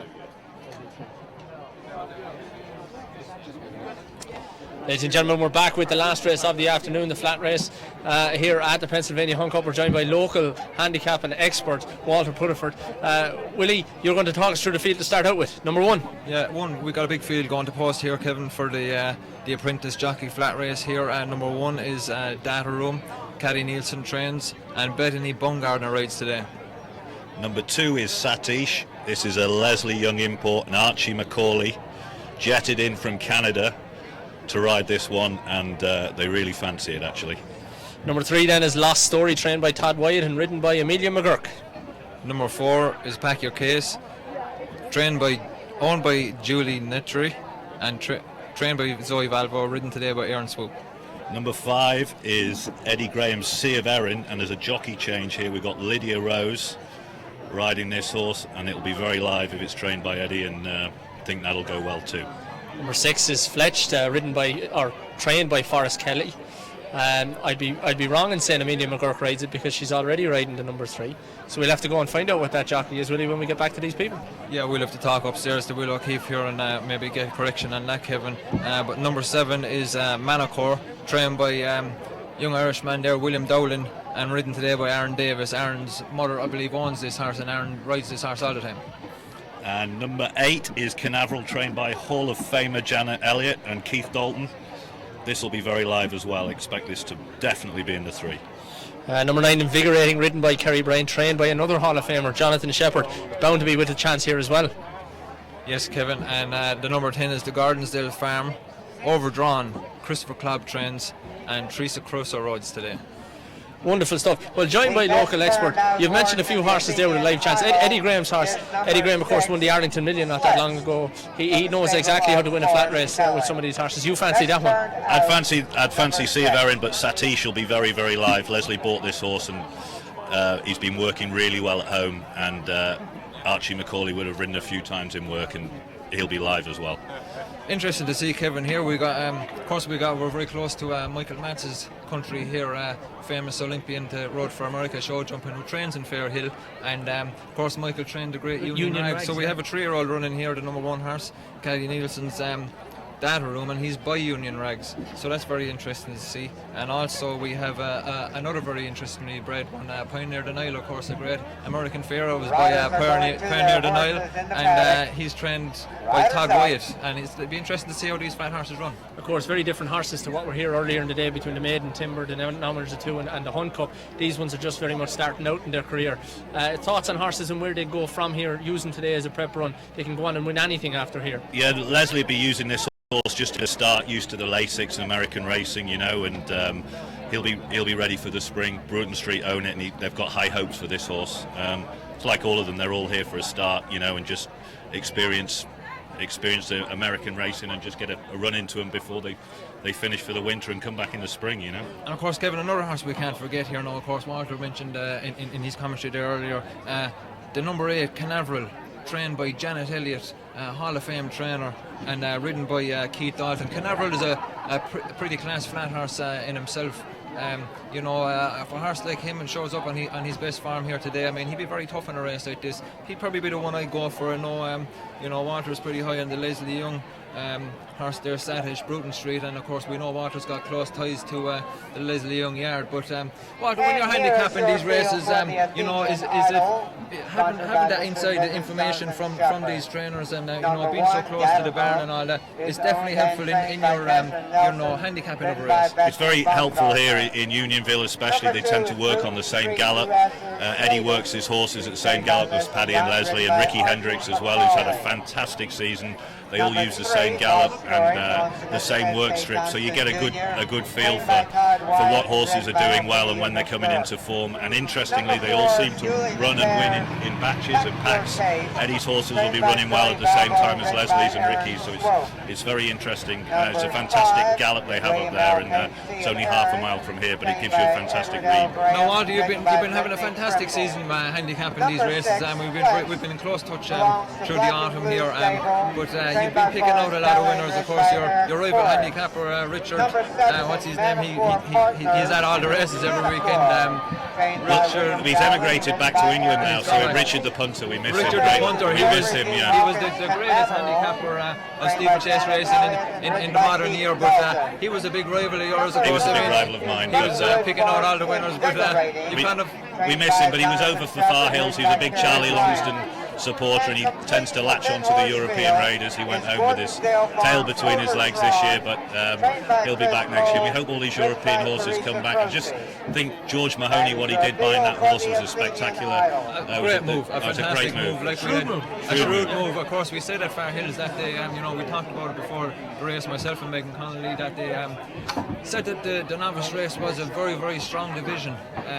We thought we had some good ammunition here from the United States, and of course Gordon Elliott's horse, Zanzibar, yeah, very impressively came over and and won that race, and it was a shrewd move by George Mahoney. Of course, a very colourful character. Very colourful owner here in the United States, and a great supporter of the game, and it's great to see him having the success because he puts the money into it. Absolutely, and look, I mean, we're just down about to start here. Can I get your picks, lads? What's going to win this one? The lucky last. What are we going for? What's the number? If you were having your fiver on it, what would you go for? I'll have to go for Satish Archie Macaulay. Willie? Kevin, I'm going with the Hall of Famer, a local woman here, trains down the road here, Janet Elliott, a Cork woman, Canaveral. I think he can do it today. And I know less than both these, so I'm going to leave it at that. Ladies and gentlemen, we're going to go to the horses down at the start just before the last race of the afternoon, and we'll join you very shortly after. Over to Will O'Keefe. Finishing through the stretch.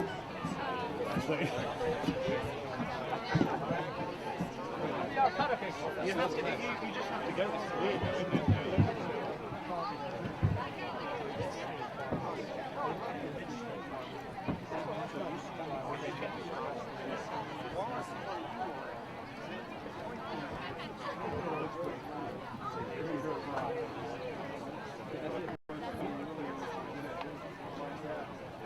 Our field is now under starters' orders. Starter today's race is Chris Daney.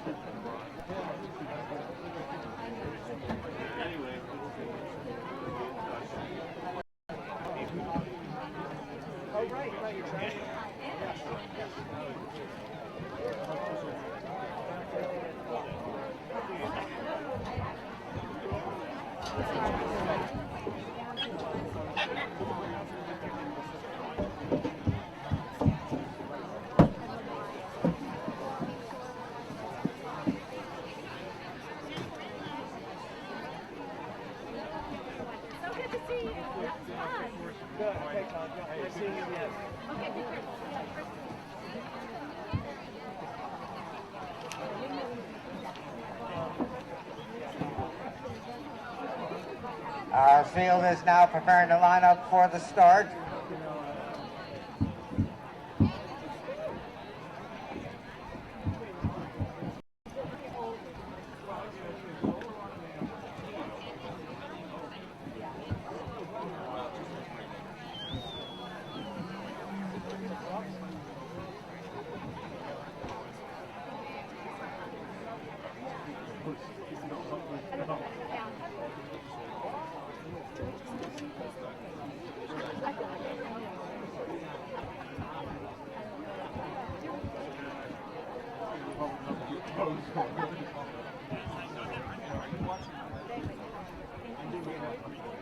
Starter Chris Daney will line the horses up and they'll be off and running shortly.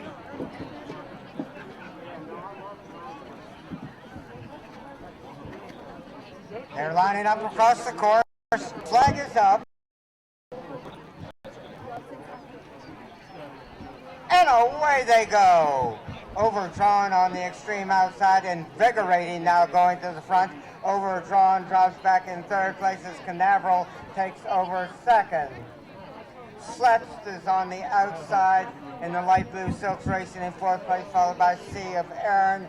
Status is there also. Here comes Data Room making a bull move up on the inside, now challenging for second with Sadis alongside. They race up the hill. Tightly bunched on the front end with Canaveral showing the way. Manacor is now racing in second place. Data Room between horses in third. Status there also with Love Story. And on the outside of Love Story is Fletch. Invigorating and Pack Your Case completes the field. Canaveral showing the way on the Keith Dalton. Manacor follows in second place with Datarum in third. Sea of Erin racing in fourth place as they drop out of view shortly. And here they come, Canaveral and Manacor on the front end. Sea of Erin on the outside of Datarum. And they're followed by Fletched in the light blue silks. This is their first and last time to go around. Manacor has now moved alongside Canaveral, those two racing as a team. Datarum in third place on the outside. Sea of Erin with Sadish in the pink silks following in fifth place. So vying for the lead with Canaveral as they went out of sight. Sadish in the bright pink silks is about third. When they come around the final turn, they'll finish through the stretch.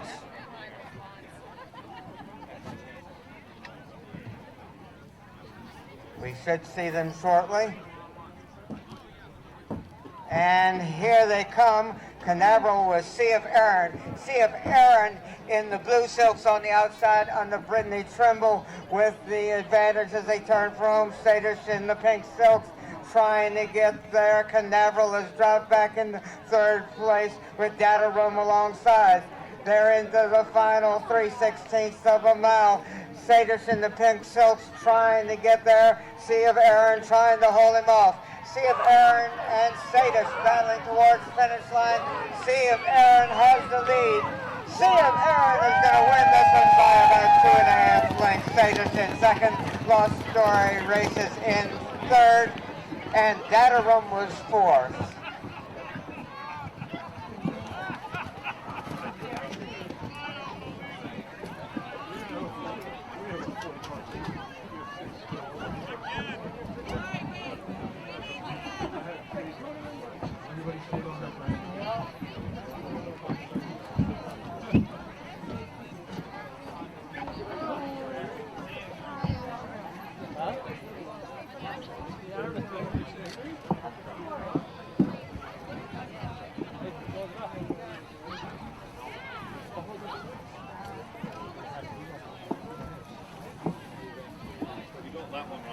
Our unofficial winner, number 5, William L. Cape, Sea of Erin, trained by Edward L. Graham, and actually there was a late rider change, the winning rider, Lydia Rose.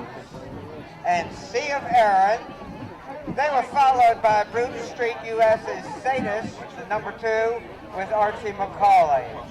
Number 3, Lost Story, was third, and number 1, Datarum, was fourth.